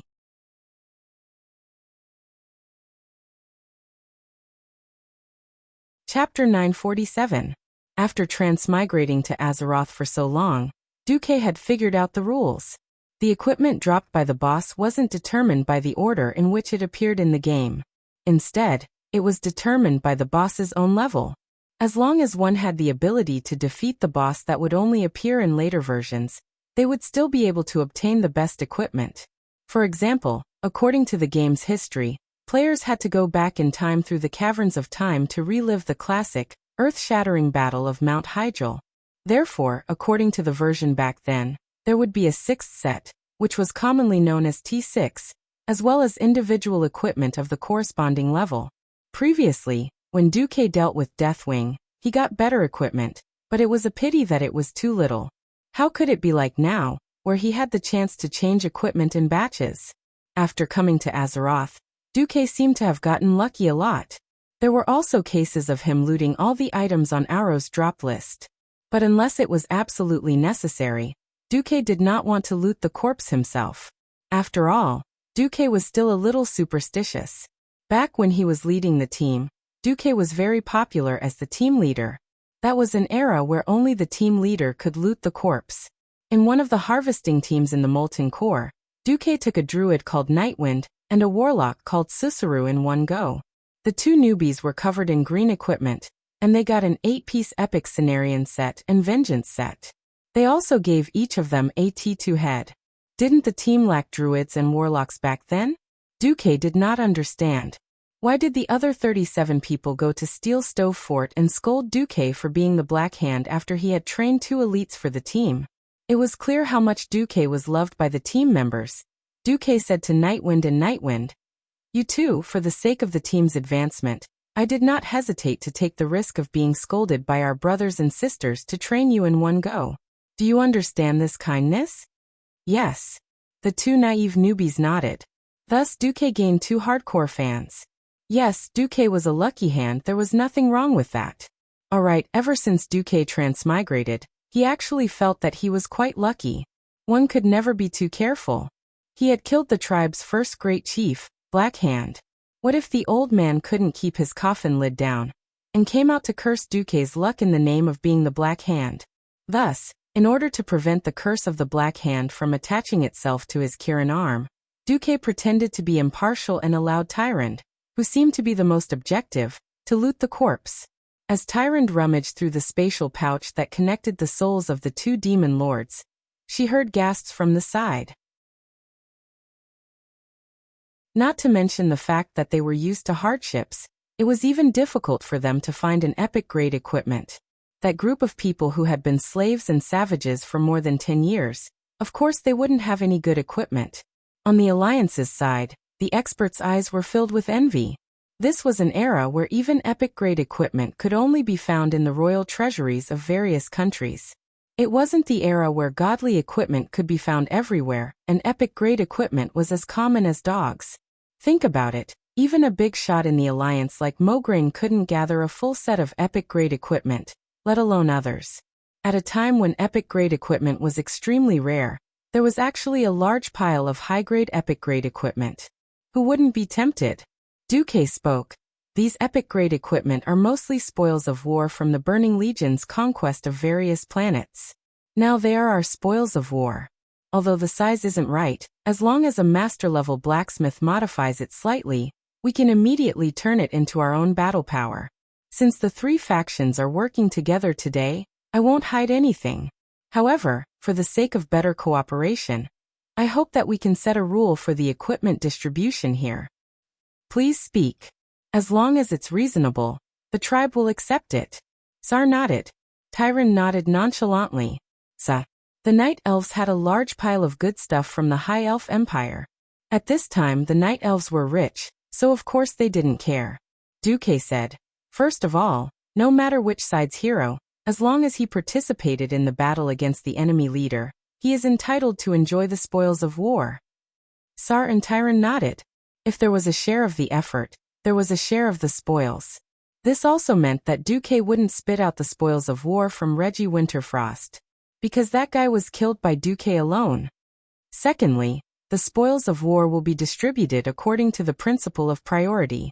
If someone from the three factions needs that equipment, they will have priority to discuss it. If the discussion fails, the dice will be thrown to decide. After saying that, Duque threw a handful of 5 dice to the ground. Everyone can check the dice. Sar didn't move, but Wajin checked it carefully, weighed it, and then nodded. Finally, about the proportion of equipment distribution. I don't want to divide it according to who is strong or weak, or who made the last blow. Those who are capable of participating in the siege against the enemy leader can have a share after the battle, regardless of whether they are dead or alive. Duque's proposal naturally sounded like the Alliance had the advantage, because the Alliance had the most heroes.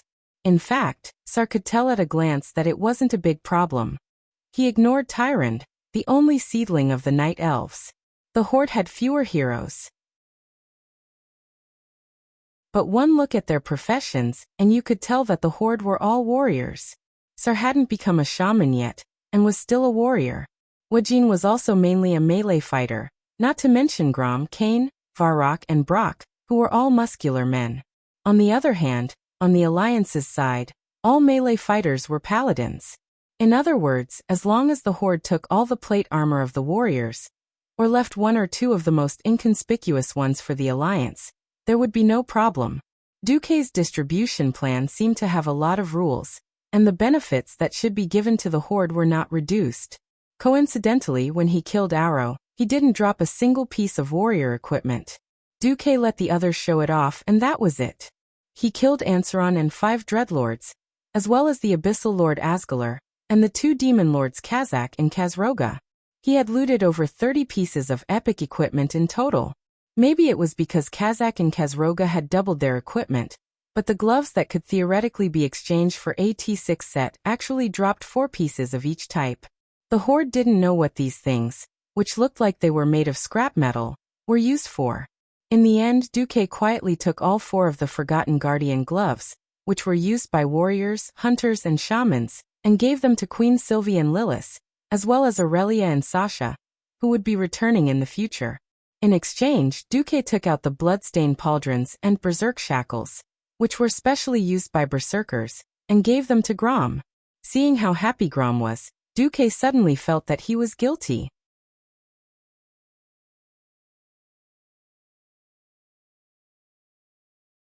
Chapter 948. Duque didn't feel guilty at all for tricking a great hero like Grom. The biggest difference between individual pieces and set pieces was, of course, not the attributes of the individual pieces, but the bonus after a certain number of pieces of the set. It could be attributes or skills. With a complete set, There would be no problem at all in defeating monsters of the same level. That was why the set was called work clothes for a reason. During the exchange, Sal also asked Duque. Duque's explanation was, I feel the power of a ranger on the Forgotten Guardian gloves. No one knew what these pieces of equipment that had yet to reveal all their attributes looked like. The only reason I'm doing this is because I'm betting on the future. Sal was silent for a long time.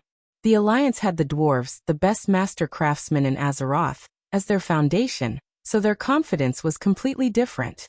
While the Horde was letting the better orc laborers forge bronze, the Alliance was already discussing what brand to use and what strength and toughness to forge the weapons.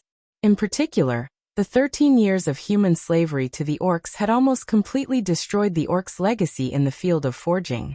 Even though he knew that these 4 pairs of gloves were probably better things, Sal had to agree to Duque using 2 pieces of berserker equipment to exchange for the 2 Forgotten Guardian gloves that should have been given to the Horde. Because ready-made equipment could form an immediate combat power. Of course, the more important reason why Sal agreed to the exchange was that Duque had saved Grom's life in the Battle of Manaroth. Compared to the life of the Horde's #1 warrior, and the life of a chief who was the core of the Horde, losing a little in terms of equipment wasn't a big deal.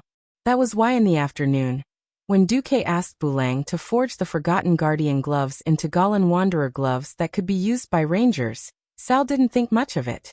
The orc heroes all felt that it didn't matter even if Duque took advantage of them. After all, without Duque to lead them, they might have all been wiped out in the last battle. How could they have defeated the boss and split the equipment? Sal would never know that the dirty Duque had already calculated it.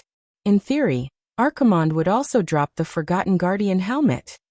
After killing Kazak and Kazroga, the 2 Burning Legion leaders who had inexplicably turned into Gemini mode, the Burning Legion's offensive became silent. At this moment, the Horde and the Night Elves were in an argument. In this era, if 30% of the troops were still able to remain standing, they would already be considered elites. In reality, the Horde's losses had reached 40%. The Alliance's side was slightly better at 25%. But the more modern Alliance had already used up 80% of their ammunition. In truth, the Alliance's combat strength had dropped even more. The only reason he was able to hold on until now was because of his last breath. The reason for the dispute was that the tribe couldn't hold on any longer, and asked if they could evacuate some of their people first. Many tribal chiefs felt that the tribe had paid enough, and that it was time to retreat. Otherwise, even if they won this world war, they would still lose the next battle for survival. One had to know that the Horde not only had the Alliance as their enemy, but even in Duroder itself, the Horde still had to face the Centaurs and Boars, 2 huge races with a total of more than 100,000 people. Tyrande, on the other hand, hoped that the Alliance and the Horde would hold the line until Malfurion was fully prepared. Sal suggested. Anyway, the Night Elves just want us to stall for time, right? Then leave 10,000 elites in the tribe? Tyrande argued.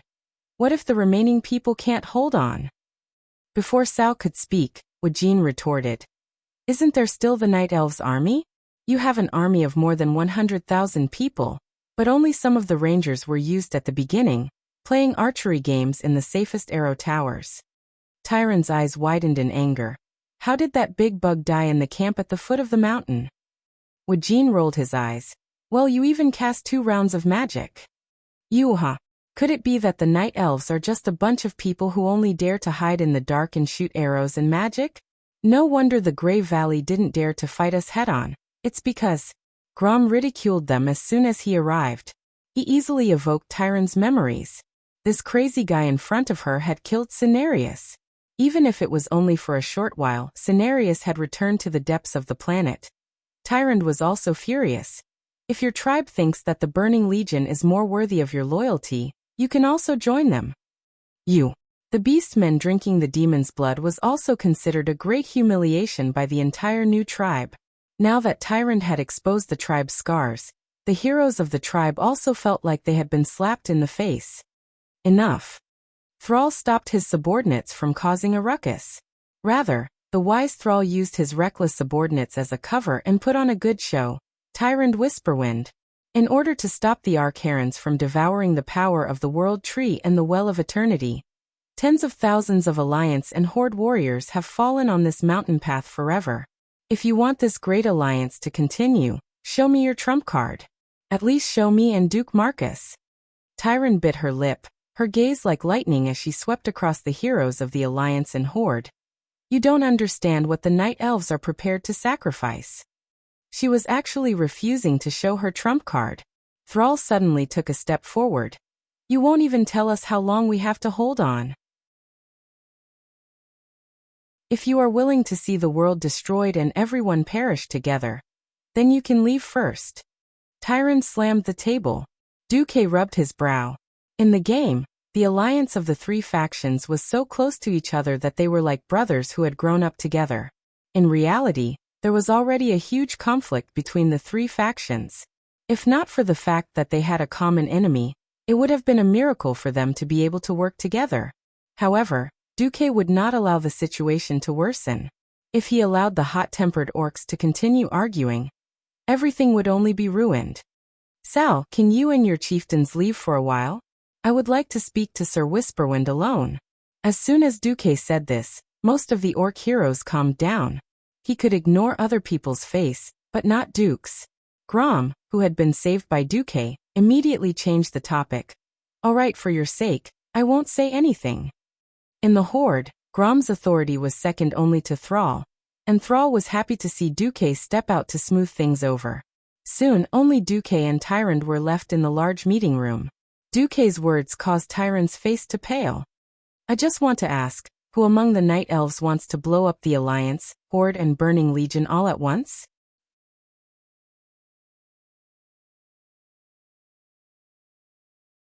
Chapter 949.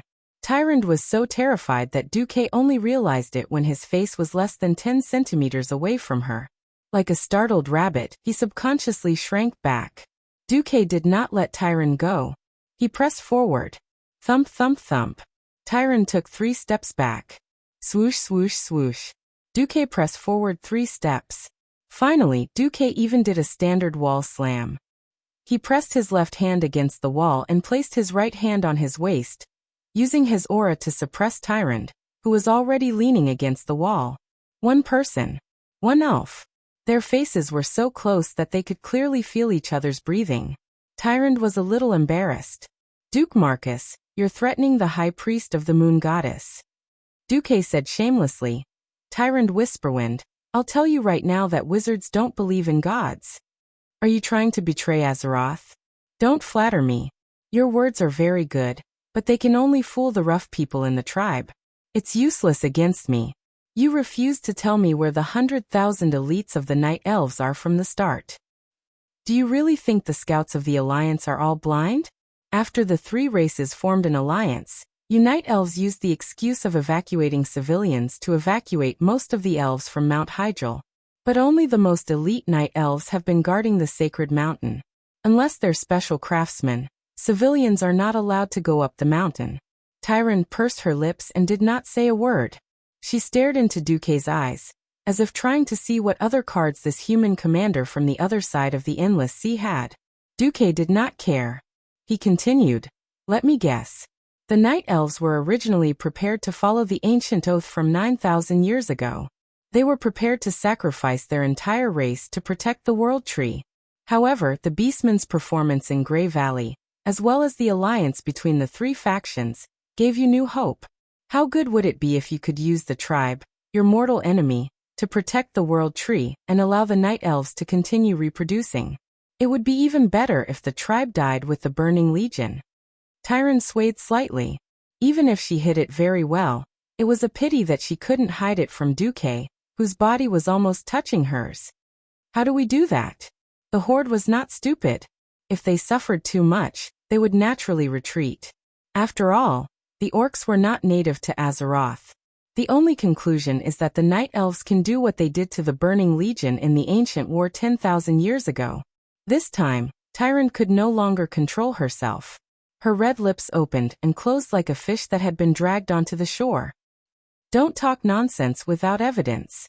At this moment, Duque really wanted to say, Do you really think I don't know about the super explosion of Mount Hyjal in the original history?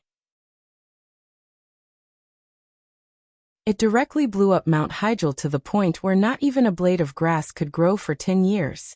It was just that Duque had never thought that the Night Elves, who were originally very conservative and abiding by their oaths, and had made great sacrifices for the greater good in history, would actually play such tricks. Where did it go wrong? Or was there a huge deviation in history? Duque finally gave his answer after much thought. I also know that the reappearance of the High Elves has put a lot of pressure on you, right? But you had no choice but to accept the High Elves entering Mount Hyjal in order to save the world.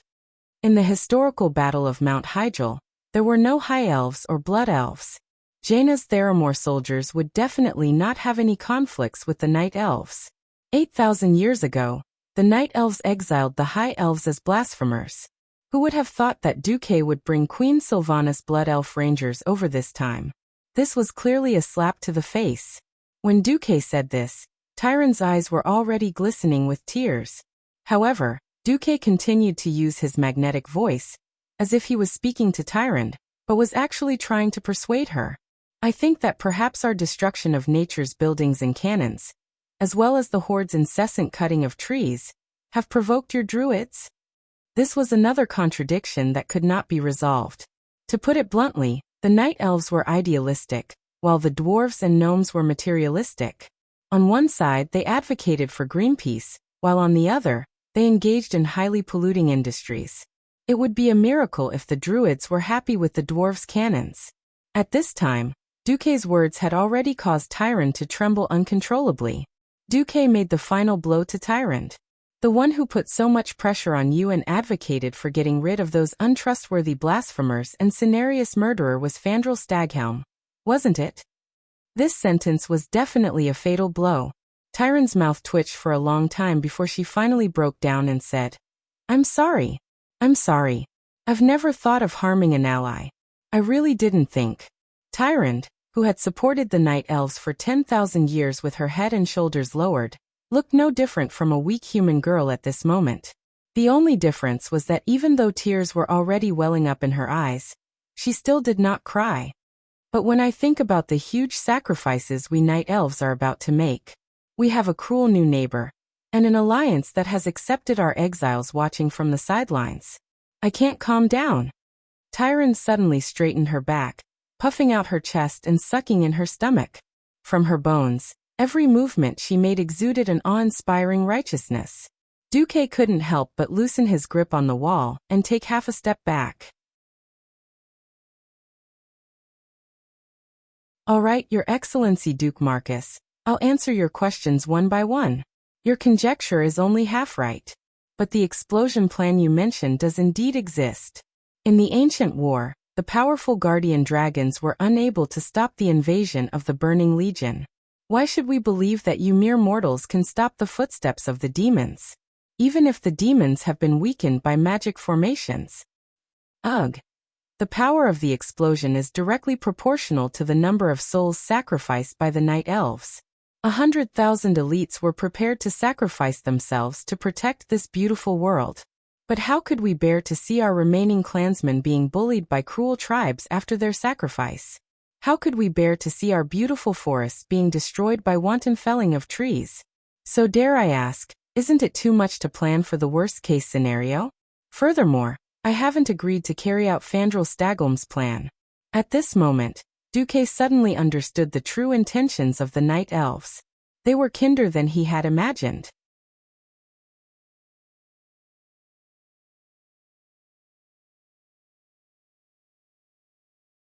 Chapter 950.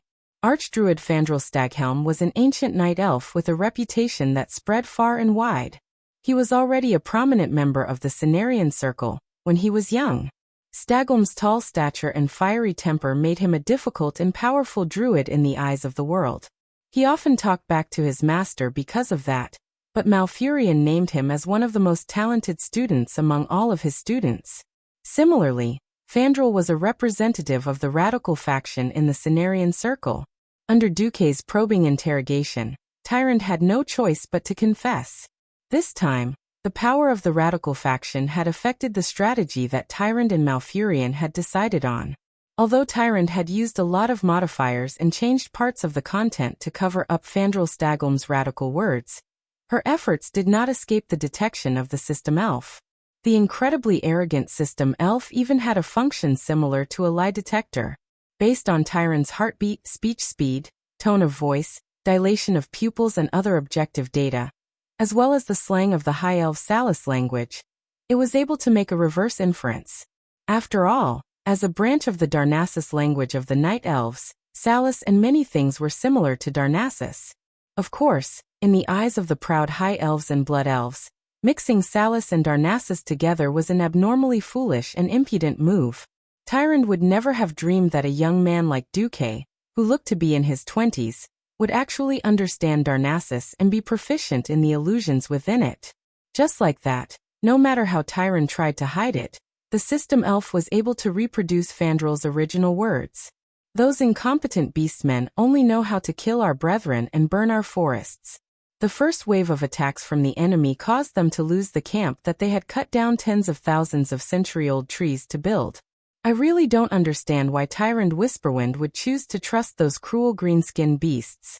Is it because she believes in a so-called prophet who has been resurrected? O God of nature, we can't even be sure if Medivh is still serving the Burning Legion. What we can be sure of is that it was the weak Medivh who personally opened the dark portal and started the calamity of destruction. Alliance? Oh, the humans who seem to have crossed the sea to help us are good helpers? This is great. They even grandly brought along those who called themselves Sindorii, but were actually blasphemers who called themselves Queldorii. He still remembered that their abuse of arcane magic led to the invasion of the Burning Legion and the collapse of ancient Kalimdor.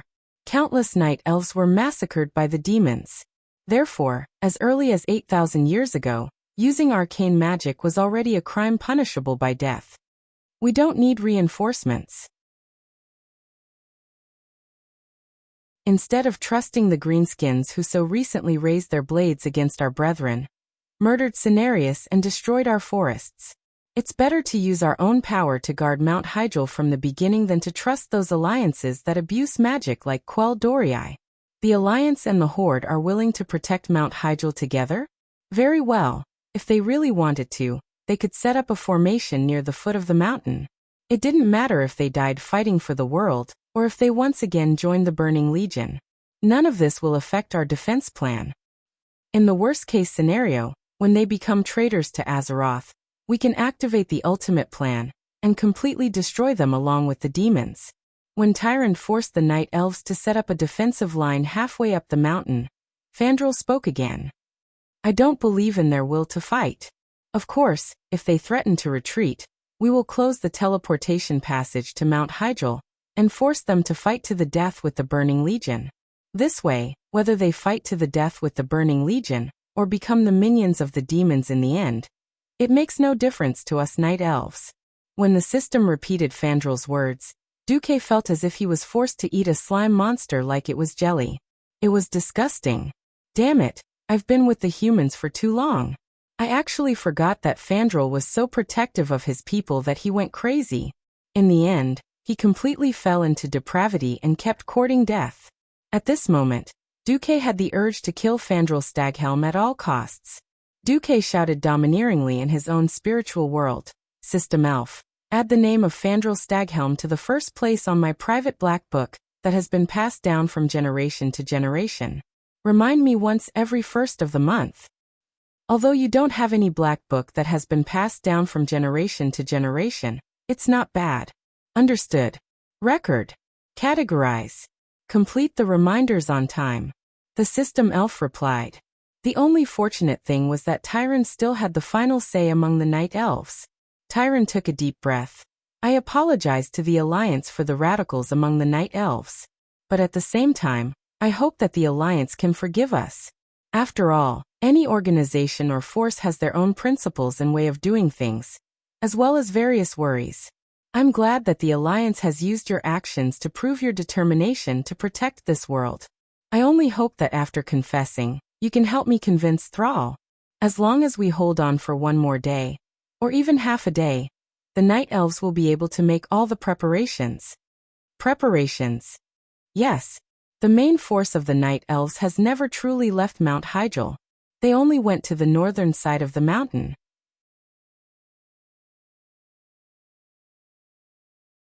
As long as the main force of the Burning Legion's invasion enters the mountain path, we can mobilize the main force that follows the Tree of War to cross the mountain that outsiders can't cross and block the Burning Legion's retreat from the back. We'll attack from both sides. Finally, we'll use the Tree of Life to destroy Archimonde and his subordinates. Tyrande clenched her fists in excitement. However, Duque was dumbfounded. What the heck? They weren't going to use the entire mountain of lesser elves to self-destruct. In the next moment, Duque realized why this was the case. The World Tree was the lifeblood of the Night Elves. They would never do anything that might harm the World Tree until the very last moment. In fact, in the original history, after the Night Elves blew up the World Tree in Seamount, they lost the blessings of the dragons and were no longer immortal. They had always regretted it. The most obvious example was when Fandral planted the second World Tree, Nordrassil, in Darnassus. However, Duque had thought that the Night Elves were going to self-destruct all the lesser elves. In the end, the misunderstanding was huge.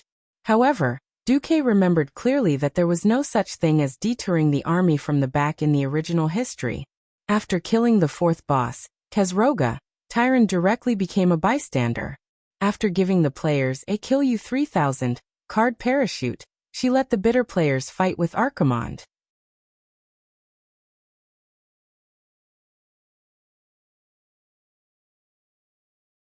Chapter 951. Duque didn't blame the Night Elves for having their own thoughts. Even the Titans of creation had their own selfish motives these days. They would turn bad and fall. Look, didn't Sargeras learn bad things? Did he run out and start his own faction? With the intention of seeking common ground while reserving differences, Duke was very sincere in pulling the Night Elves, who were fated to be members of the Alliance, into the abyss of suffering that was the Alliance. Oh, it was a great united and loving family under Duke's control. Duque suddenly thought of something, and immediately reminded Tyrande. No. Mortals are useless now. We've already eliminated all the leaders of the Burning Legion's invasion force, except for Archimonde. According to Archimonde's habits, he'll personally take action soon. In front of him, all those who haven't entered the realm of heroes, or are below the Radiant Moon realm are meaningless. Tyrande seemed very shocked. From the look on her face, Duque knew that empiricism was the death of one. Tyrande was one of the few who had witnessed the ancient war. She had seen with her own eyes that even the powerful dragons had to suffer under the horde of demons that blotted out the skies. However, the Night Elves were too secluded. For 10,000 years, they had never thought that the Burning Legion would have a commander who liked to fight in close combat. The Burning Legion still had at least 200,000 demons. Why would he roll up his sleeves and fight? Tyrande instinctively didn't believe it. At this moment, there was an urgent knock on the door. High Priestess. High Priestess. Are you there? Tyrande immediately knew that it was her trusted aide, Melon's voice. Come in. As a high-ranked priestess of the Moon Lady Church, Melon was definitely one of the best in terms of appearance and martial arts. Melon practically rushed in. Even though she tried to control her emotions, her face and eyes were filled with anxiety and fear. Ignoring Duque's presence, or perhaps assuming that Duque did not understand the ancient language of Darnassus, Melon nodded at Duque and quickly walked to Tyrande's side. Our ambush team has been discovered. The main force of the Burning Legion attacked our forces, and we can confirm that Archimonde was personally involved. Lord Shimurian has activated his ultimate combat technique. Based on initial judgment, Archaron's is not injured. Tyrande's face paled in an instant. She clenched her fists so tightly that her knuckles turned white from clenching her fists. She raised her beautiful face and revealed a cold smile. She spoke in the same Darnassus language, but this time to Duque. Lord Marcus, your opinion is correct. The fighting power of mortals is meaningless. Melander jumped in fright. Didn't this mean that Duque had heard everything he had just said? Duque gracefully performed a Cadorese ancient salute, his lips parting slightly. Vendel Oerinus Hindu. He paused for a moment before adding, Anarendal. This was actually a sentence made up of Salas phrases common to the Darnassus language. When put together, the meaning was, may the heavens have mercy on us and forget this failure. May we have the courage of a dragon to face new challenges. Duque's words were gentle and kind, filled with wisdom and determination to fight against evil. For a moment, the two priests almost thought that they were facing the wise demigod Cenarius instead of a young human. Tyrant and Melland crossed their arms in front of their chests and placed their fingers on their shoulders. They bowed deeply to Duque and spoke in the human language. In order to not let the sacrifices of our people be in vain, I hope that we can put aside our differences and work together to destroy the demon Archimonde. Greeting each other in the language of the other was already the most formal form of etiquette. In an instant, both sides had an inexplicable sense of goodwill and recognition towards each other. I'll have to trouble the night elves to prepare their last resort, Duque sighed. All right. Before that, let's inform the tribe. Duque and Tyrande went out together and told Thrall that the night elves' ambush had been wiped out by Archimonde. Thrall, Wajin, and the other chiefs all had very interesting expressions when they heard that the night elves' army of 100,000 had been annihilated. Tyrande spoke. The mortals' defense is no longer meaningful. The night elves have agreed to the alliance and the tribe's retreat. However, if possible, we still hope that each side can send their strongest to support this battle that will decide the fate of the world. The tribe had a quiet discussion, and the final result was a pleasant surprise for Duke. Apart from Varrock, almost all of the tribe's strongest fighters had chosen to participate in the battle. Thrall, Grom, Kane, Wajin, and Brock. Varrock, lead the army back to Orgrimmar. If I don't come back, you'll be the next chief of the tribe. As soon as Thrall gave the order, Varrock Salyafar cried on the spot. Chief, I never thought that I was made for the position. You have to come back. On the other side, Kane was also instructing his deputy. If I die, let Bane be the chief. The Alliance's side was even more so. The group of strong fighters who had come here were prepared to fight to the end. Those who should stay were all on the Eastern Kingdom's mainland. For example, at this point in time Varian, who was not very strong yet, Abendis, who stayed behind to assist Queen Kalia, and Magni Bronzebeard did not come. Even the most unexpected situation for Duque had appeared. Jaina was actually instructing Egwene. If I don't come back, go find Gina Goldsword. I think she might have a child with my father. If not, he or she is the next king of Kul Tiras. If not, just make one up. Anyway, the legacy of Kul Tiras cannot be broken. Perhaps some people would ask, but Azeroth had been destroyed. What was the point of inheritance? This was related to another secret plan of the Alliance. Before Duque brought the large army to Mount Hyjal, he had announced that if they lost, he hoped that the remaining kings and leaders would lead all the survivors to open the dark portal again, and find a way to find a new planet. At the very least, they could let the people take refuge in Draenor first. It was precisely because of this that the countries could send their strongest fighters to participate in the war, without any scruples. The sun was setting. The army retreated from the portal like a tide. The tribe returned directly to Duroder. The Alliance soldiers teleported to Theramore. At this time, the strong fighters of the three sects had already gathered around Duque. Queen Sylvie smiled. Duque, did you foresee this outcome? If everything could be done with foresight, then the so-called life is just thousands of boring journeys dominated by fate. To put it bluntly, there are countless paths in fate, and there is no absolute right or wrong. As long as it is my own choice, I will not regret it.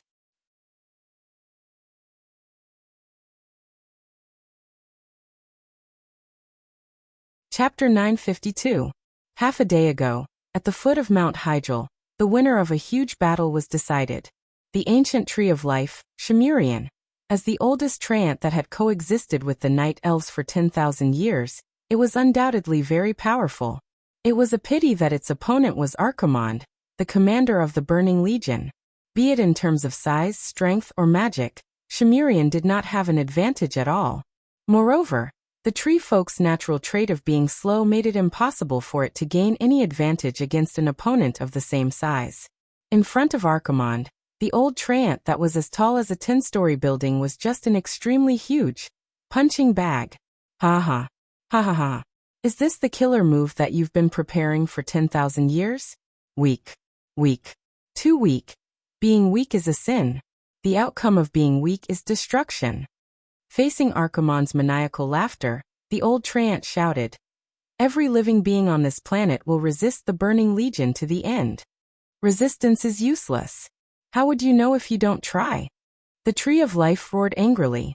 It moved its thick legs that were as tall as a 3-story house, and began to launch its final charge at Archimonde. Not only the old treant, but all the remaining night elves in the vicinity launched their final charge at Archimonde. Ha ha! Archimonde pushed his left palm lightly as he laughed sinisterly. It was clearly just a seemingly meaningless press. However, the surrounding space seemed to have been subjected to an extremely heavy pressure. Everything in the field of vision was violently compressed into a large pancake.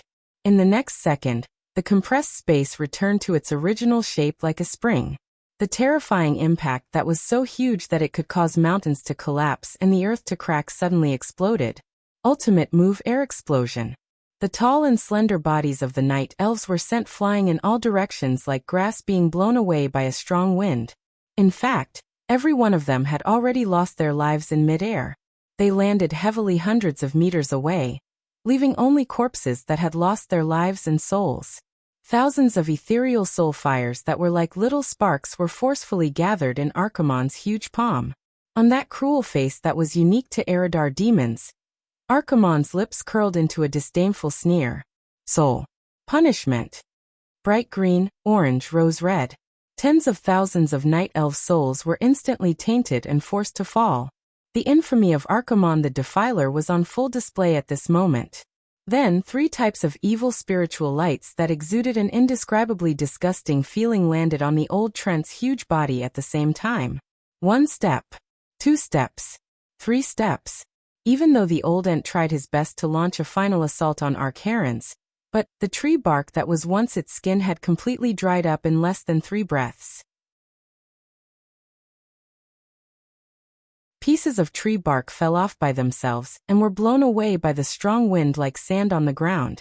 Its thick limbs continuously emitted high-frequency explosive sounds. Its rapidly decaying joints could no longer support the unimaginable weight of mortals.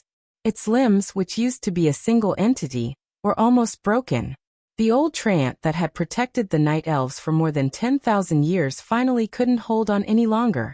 It didn't even have the chance to let out a final wail before its huge body exploded on the spot, turning into thousands of pieces that fell to the ground. Its huge body that was 10 stories tall instantly turned the flat ground at the foot of the mountain into a small hill made of wood. It was hard to imagine that just a moment ago, that should have been one of the cornerstones of the night elves, the ancient tree of life. Archimonde had single-handedly destroyed an army of 100,000 night elves, as well as killed the ancient tree of life, Shimurian. This was being played in the war conference room on Mount Hyjal. As expected, modern arcane magic still has its merits. Tyrande couldn't help but secretly rejoice that she hadn't listened to Fandral and tricked the Alliance and the Horde. Instead, she had first reached an agreement with Duque. When this video that even the night elves couldn't get their hands on was played 3 times by Duque, Thrall realized that his right hand was trembling slightly. This had nothing to do with courage, but was purely the most objective and straightforward reaction of his body and soul. In fact, it wasn't just him. Even Grom, a superhero who had killed 2 Lords of the Abyss, had shock and awe written all over his face. Everyone was probably asking themselves, do I really have a chance of winning against such a terrifying existence that only took an hour to destroy an army of 100,000? Think about it. Even the brave and fearless Horde hero had fallen silent, let alone the other powerhouses. But soon, the 2 heroes from the Horde and the Night Elves realized that the atmosphere wasn't right. On the Alliance's side, they were shocked, but that was all. Most of the powerhouses of the Alliance didn't have the slightest bit of disappointment or fear on their faces. Instead, they looked eager and excited. Following the line of sight of the powerhouses of the Alliance, the others suddenly realized that the focus of their gazes was on Duque. Queen Sylvanas sat by the window, feeling the chilly wind blowing in from outside. She didn't seem to care about Archimonde's strength at all in the face of the great enemy. She leaned against the window with her left hand, and placed her right hand on her waist. With a rather lazy voice she said, "Duque, don't scare them anymore. Just say what you've discovered." Mograine also smiled. "I've learned to analyze the enemy's situation and predict the enemy's methods and movements for more than a decade, but I still feel that I'm far from you, Duque." "Please speak, Duque." "For the victory of Azeroth," Sar said in a low, muffled voice. Duque didn't argue any further. He directly extracted the most crucial frozen image of the magic mirror. "Everyone, please look at these images. These are the summary of Archimonde's combat power from when he descended on the Dalajan and half a day ago. I don't know if my summary is correct, but if you encounter similar situations in the upcoming battles, you might as well use my opinion as your first reference. First of all, this fire, I'll temporarily name it Fire of Destruction. About every 30 seconds, Archimonde will create a fierce fireball. This fireball will move on its own, and leave a wall of fire that is 2 to 3 yards wide where it moves. The wall of fire will disappear from the place where the fireball appeared after 27 seconds. I've calculated a total of 18 cases, and each time, the flames will only last for 27 seconds. No more and no less.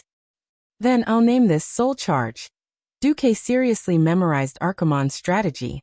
He had to thank the strategy team back then for summarizing the old Archimonde skills in such detail. Before seeing any new skills, Duque directly copied the strategy, but in the eyes of the powerhouses of the three sects, Duque was a god.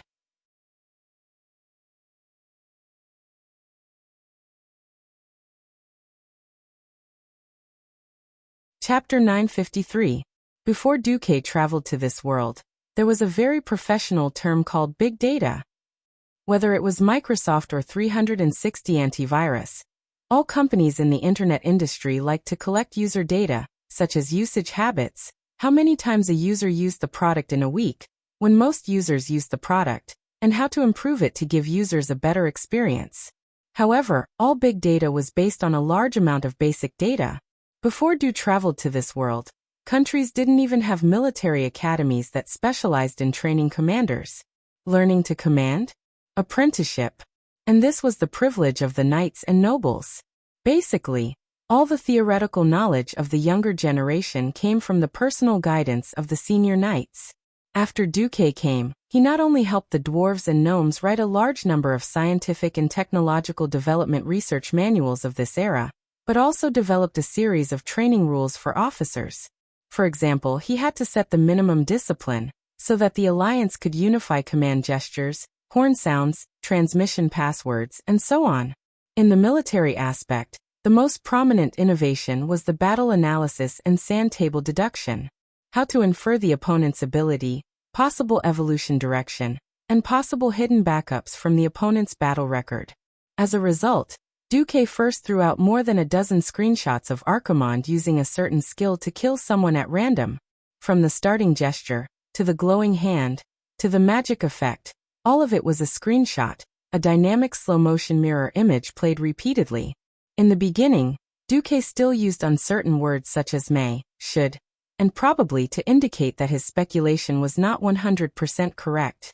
However, with the deepening of the brainwashing, even those in the tribe who rushed forward in a fight and relied on their instincts to face the big moves began to learn seriously and humbly, not to mention the Alliance heroes who originally trusted Duque.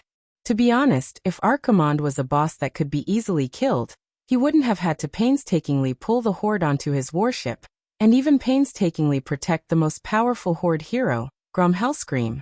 Every time a team member dies in battle with Archimonde, his soul will be captured by Archimonde. After Archimonde captures the soul, he will consume the soul after 5 to 10 seconds to use a powerful destructive spell. As for the specifics, I haven't come to a conclusion yet, but the battle must be built on a premise, and that is, we must do our best not to sacrifice anyone. Once someone dies, it will be easier to cause a collapse. Commander Du kept trying to brainwash them. He kept emphasizing all the important points.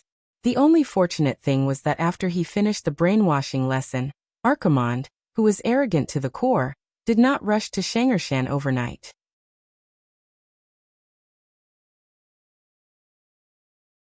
With a light kick, Archaron sent the entire wall flying.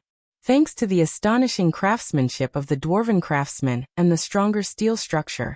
After Archaron's kicked the concrete attached to the steel bar support net did not explode immediately. Instead, it wrapped around Archaron's feet like silk threads. Just as Duque was wondering if he could use the steel bar to trip the horse, fire of destruction came. The flames that appeared out of thin air under Archaron's feet easily melted the 100-meter-long steel bar net into molten iron in less than a second. Duque and Jaina were tongue-tied. Tyrant had appeared beside Duque at some point in time. She was riding on one of her signature white tigers. The usually majestic white tiger actually let out a timid roar when it saw the gigantic axe. Duque, you were right. A mortal army can only ruin things in front of such an existence. With that, Tyrant suddenly clamped the tiger under her. The white tiger immediately understood and turned around to leave. Who would have thought that Thrall would come again? Riding a giant black wolf that was not much smaller than a water buffalo. Duque, thank you. At least you didn't let the good men of the tribe die in vain.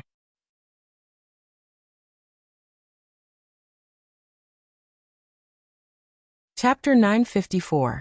Sar left as well. Just as Duque was about to teleport away, Jaina grabbed Duque's hand. Her soft palm was trembling and there was a faint moisture on it. It was sweat. Duque, will we win? Can mortals really win against such an opponent? Will I really be able to take revenge one day? Facing such an enemy, as long as one was not a lunatic, it was inevitable to feel fear. Looking at Jaina's beautiful eyes, Duque smiled. Yes, he definitely will. And it will happen today. Duque was so certain, and his words were so passionate, that almost unreasonable confidence filled Jaina's heart. Hundreds of meters away, Queen Sylvanas, who was holding a bow and arrow, suddenly saw the two figures beside her suddenly overlap and then instantly separate. Queen Sylvanas spat fiercely. Bastard! If I survive today, I will definitely teach you a lesson. The earth-shaking footsteps were getting closer. Even closer. The closer they got, the more shocking the feeling of the earth shaking and mountains shaking became. The mortal army had all retreated. If Archimonde summoned ordinary demons, they would naturally attack again. If Archimonde was alone, then this would be a stage that belonged only to the strong. Finally, Archimonde's enormous body appeared at the peak of Mount Hyjal, on the stage chosen by the three factions. In front of the 50-story boss, mortals were as insignificant as ants. Ha ha ha ha ha.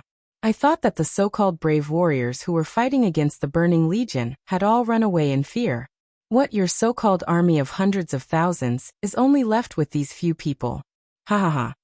Archimonde's maniacal laughter reverberated throughout the entire basin-shaped mountain peak. Even though he was speaking in the Eridar language, Archimonde's words pierced through everyone's minds and into their minds. If mortals were here, they would probably have had a mental breakdown and died. Tyrant was dressed in bright silver armor and rode a white tiger. She walked out of the crowd and shouted in a clear and sonorous voice, Archimonde, we will destroy you here and today. Ha! A playful expression appeared on Archimonde's mountain-like face. He stretched out a huge finger and hooked it. What other tricks do you have? Come on, I'll take them all. Next to him, Malfurion shouted, accept the punishment of justice. Archimonde the Defiler. The next moment, Archaron's was suddenly surrounded. Amidst the green fog that had appeared out of nowhere, four towering figures that were almost as large as the Archaron's appeared.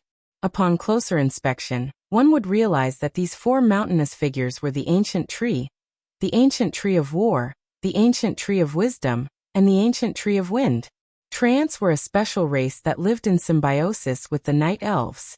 They had a special and lofty status in the world of the night elves. Before this, Malfurion claimed that he could definitely weaken Archimonde.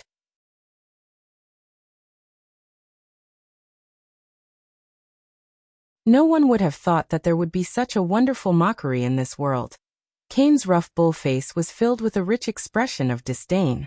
It was one thing for him to look down on the boss of the Burning Legion. He even did something exaggerated. He pointed at Archimonde with his thick finger, and then at the Nightmare's panther's poop on the ground. There was a dung beetle on top of the poop, making a ball out of it. The old bull stepped on it with his hoof. Pah! The pitiful dung beetle and the poop were crushed into a ball. Duque couldn't understand the old bull's mockery. Was he saying that Archimonde was a pile of poop? Or was he a demon who only knew how to play with poop? Was the dung beetle his true form? Alright, who cares what the hell this is? In any case, Ak was furious. He roared and charged at the old bull who had raised the interstellar hand gesture. Yes, he retracted his left and right fingers, leaving only the middle finger.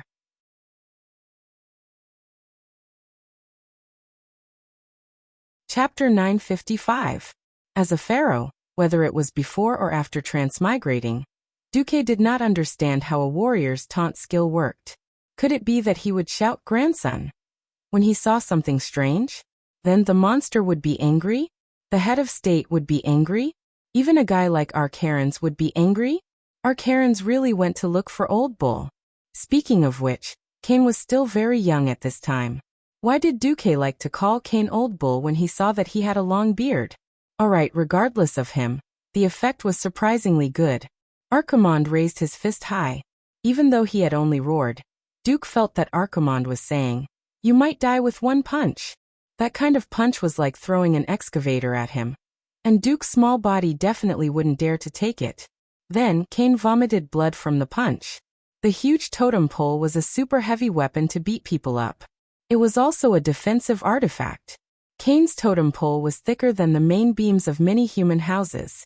The old bull took a horse stance and raised his totem pole to receive Archimonde's punch.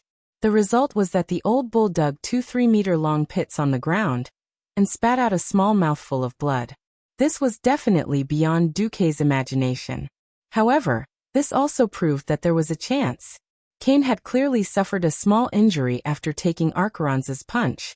His neck turned red, and he slapped his chest with his empty left fist. He shouted, "Again. Again? As you wish."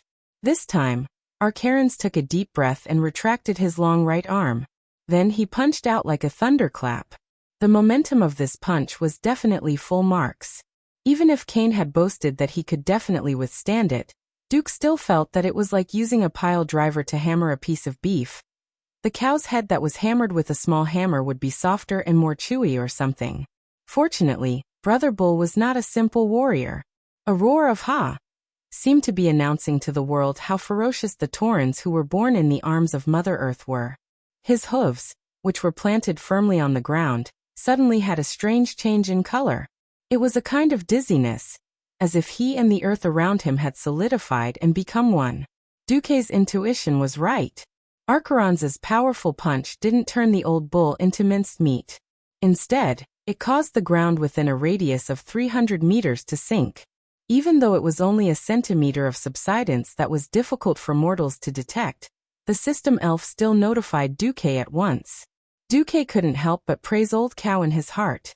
Of course, battles in real life weren't as brainless as in the game, where the boss would only beat up the guy with the strongest defense. In a group attack, Duque preferred to call it a diversion. The second person to rush forward was Mograine. The Ashbringer, which was as big as a door, slashed down without any fancy moves. The long light that was as bright as the falling stars sank into Archimonde's calf. Even with Ak's thick skin and flesh, he felt a wave of pain. Who is this guy? With this small question in mind, Archaron's bent over and swept his strong forearm, which was nearly 4 meters long, across the ground. Crack! Accompanied by a deafening sound, the thick ground was like a large piece of ice cream being scooped out by a spoon under the demon commander's extraordinary strength. A large piece of mud that could be used as a single room was blasted away. The aftershock of the impact swept out, and the entire cobblestone path not far away was flattened. The shockwave hit a wooden house of the night elves in the distance. At that moment, the entire house seemed to let out a painful sound. On the ground that sank on the spot, cracks spread rapidly in all directions. In less than a second, the entire house didn't even collapse. Instead, it directly exploded. Every piece of scattered wood and stone was wrapped in destructive flames with the power of darkness. However, as the main target of this attack, Mograine didn't move. Under his feet was a cone-shaped island that was radiating radiation. What spread out was only the aftershock of Archaron's attack. The huge arm itself was stopped by the huge sword of holy light that was leaning on the ground like a crooked door. Mograine was like a pillar of support as he stubbornly withstood the demon commander's shocking attack. This wasn't the end. The moment his arm was blocked, Turayan charged forward. The godly sword Quell Zarim pierced through Archimonde's arm from the outside, and a small bloody hole appeared on the left side of Archimonde's arm. An array of golden holy light escaped from it. To the gigantic demon commander, the wound looked like a swollen human after being bitten by a mosquito. In fact, the internal injury was far more serious than it looked from the outside. It could already be considered a minor injury. This is impossible. Archaron's finally let out a strange cry. Even though he had greatly reduced his size in order to descend, and had to accept the weakening of his power, in his imagination, there was no mortal in the world of Azeroth who could withstand even 10% of his power. But now 1.5 was nothing. However, it was 3 mortals who blocked him time and time again, hurting him. Ak felt a kind of anger. It was the kind of anger he felt when he was hurt and hurt by ants he looked down on. To him, this was no different from being humiliated. In the next second, someone really did slap his face. For some reason, Orgrim was obsessed with throwing hammers. The hammer of destruction, which was bigger than a human head, was not even comparable to a toy in front of Archaron's. However, it was this hammer that drew a beautiful line of fire in the air. Just as Turayan stabbed Ak, the hammer directly hit Archaron's left eyelid. Originally, with Archaron's extremely abnormal defense, it would have probably bounced off. After using the power of the Emerald Dream to weaken his defense, the effect was surprisingly good. Archaron's eye socket was slightly swollen, but it wasn't too serious. However, injuries were injuries. Even if it was just a small injury, it could easily accumulate into minor injuries, serious injuries, or even death. 3 heroes had injured Archaron's in a row, which immediately ignited the hope of the heroes. That's right. We can do it. After this great demon was weakened, he was no longer the invincible existence that was above all mortals. He could be injured too. Being injured meant that he had a chance of dying. At this moment Duque shouted, "Let's go together."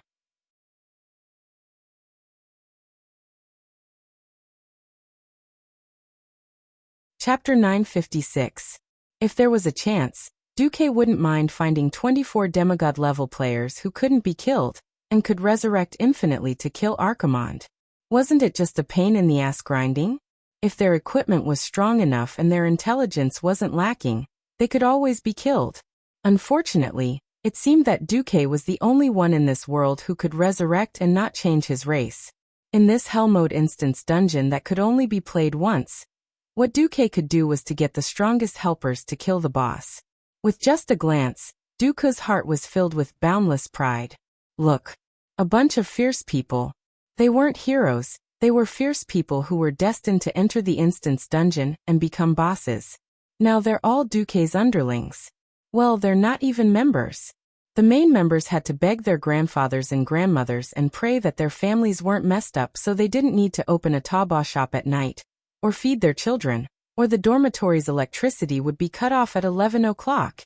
It wasn't easy to pull these historically famous guys into the team. As long as they joined, they would definitely do their best to be good fighters. In the original history, only Tyrant, Jaina, and Thrall would participate in this super battle, but Du upgraded it to a super battle where the elites of the 3 factions gathered. It wasn't an exaggeration to say that if any of the members here died, it would definitely cause the fate of the team to collapse. On the other hand, they were definitely the best. The only fly in the ointment was that there were fewer healers and more warriors, including Bishop Benedictus of Stormwind City, whom Duque had decided to transfer at the last minute.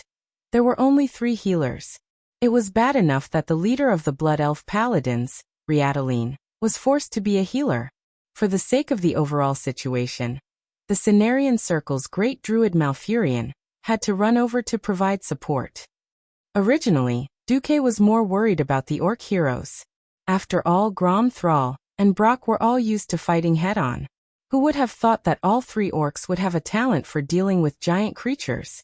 Needless to say, the older generation of orcs who mingled in Draenor in the early years Lord Hal was a Goron killer. The 10-meter-tall Goron was never a pushover. Brock was also a hunter of large prey. What surprised Duque the most was Sal. He was 2.5 meters tall, but his movements were extremely agile. He was proficient in dodging, turning, rolling, and crawling. One had to know that even though Archimonde had shrunk, he was still as tall as a 5-story building. A simple wave of his hand, a kick and a fire of destruction, would cause buildings of all sizes to crumble under his attack. Less than a minute after the battle started, the aftermath of the battle had already bulldozed half of the Night Elves' town. The Night Elves had built more than 100 buildings around the World Tree on the summit of Mount Hyjal. What was rare was that even in the face of Archimonde's crazy attack, even in the complex terrain where even Duque himself could not stand firm, Thrall and the other warriors were still able to attack Archimonde without losing their composure. Or cut off his toes, or cut off his sinking arms or body. Every time the giant axe flew, or the flaming hammer smashed, it would definitely bring new wounds to Archimonde. Archimonde was not a fool. When he found that his heavy movements could not catch the warriors jumping around his feet, he first set his eyes on a few healers. Unfortunately, he had found the wrong target. To chase after Malfurion, the great druid first turned into a night saber and fled agilely. With magic, he immediately turned into a mountain eagle and flew away. At the very least, he could turn into a black bear, and use the bear skin that had been strengthened by countless natural magic to resist Archimonde's attacks like an old bull. Fighting Riataline. It was not easy for a paladin to die. In addition, Riataline was standing closer to Mograine and Turalyon, so she had to be strongly blocked before she could hit anyone.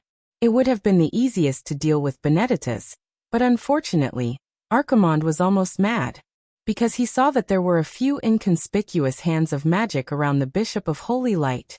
At the critical moment, they pulled the only priest out of the danger zone. Interesting. Archimonde gritted his teeth and pressed the 5 fingers of his right hand in the air. The attack was coming. Air blast. The entire team in the south was blasted into the sky by the huge shockwave that could be called an air cannon. This long-range attack team consisted of Duque, Queen Sylph, Jaina, Solarian, and Boulang Bronzebeard. It was fine if they were suddenly blasted into the air by the air blast. Amidst the chaotic female screams, the 5 of them were able to slowly descend from the sky with the help of the slow fall spell, or the goddess tear, that Tyron provided as a parachute. They did not fall to their deaths. But in the next moment, the few of them watched in despair as a huge shadow came crashing down on them. Having gotten rid of the other heroes, Archimonde pounced over. The moment he came up, he gave them a big slap. What did it feel like to be slapped by a huge palm that was at least 2 meters long when opened up? Frankly speaking, it looked like a tsunami. The wide green demonic hand created a sharp sound as it slapped over, like the shrill wail of a banshee. Not to mention that the rows of houses just now easily collapsed under the attack of this demonic hand. The most shameless thing was that at this moment, Archimonde's curse arrived. Evil magic that was like black ink quietly drilled into the bodies of Ling Kong and the others. The pain caused by the explosion of dark magic greatly affected the movements of the 5 of them. In the air, the 3 mages still had a way to save their lives. However, once Queen Sylph and Boulang were caught by the demonic hand, they would be finished. It was completely foreseeable that their bodies, which were incomparably delicate compared to the Ox-Head Chief, would definitely be crushed in an instant. In fact, even for the 3 mages, it was extremely difficult for them to dodge in midair that was filled with dark power. The most terrifying thing was that once someone was sacrificed, soul recharge would come immediately after. When the heroes fell apart, the shadow of the world's destruction was almost right in front of them. At this time, the only one who could save the situation was Duque. Suddenly 4 of the lowest level, arcane impact, were unleashed. Of course, this kind of attack could not cause much damage to the 4 powerhouses, but the precisely calculated impact force allowed the 4 to perfectly dodge Archimonde's sweep. However, one of them was caught. Duque. Shock was written all over the faces of the heroes. "I've caught a big fish." Archimonde laughed sinisterly. "No, I've caught you." Duque laughed coldly. "You're tuning in to the Li Mei's Wuxia Whispers YouTube channel. We're so grateful for your support, and don't forget to subscribe to join us on this incredible journey through captivating stories. Your generosity through donations truly makes a world of difference, as it's the primary source of revenue that allows me to expand and enhance this channel for you. Thank you from the bottom of my heart for being a part of this adventure.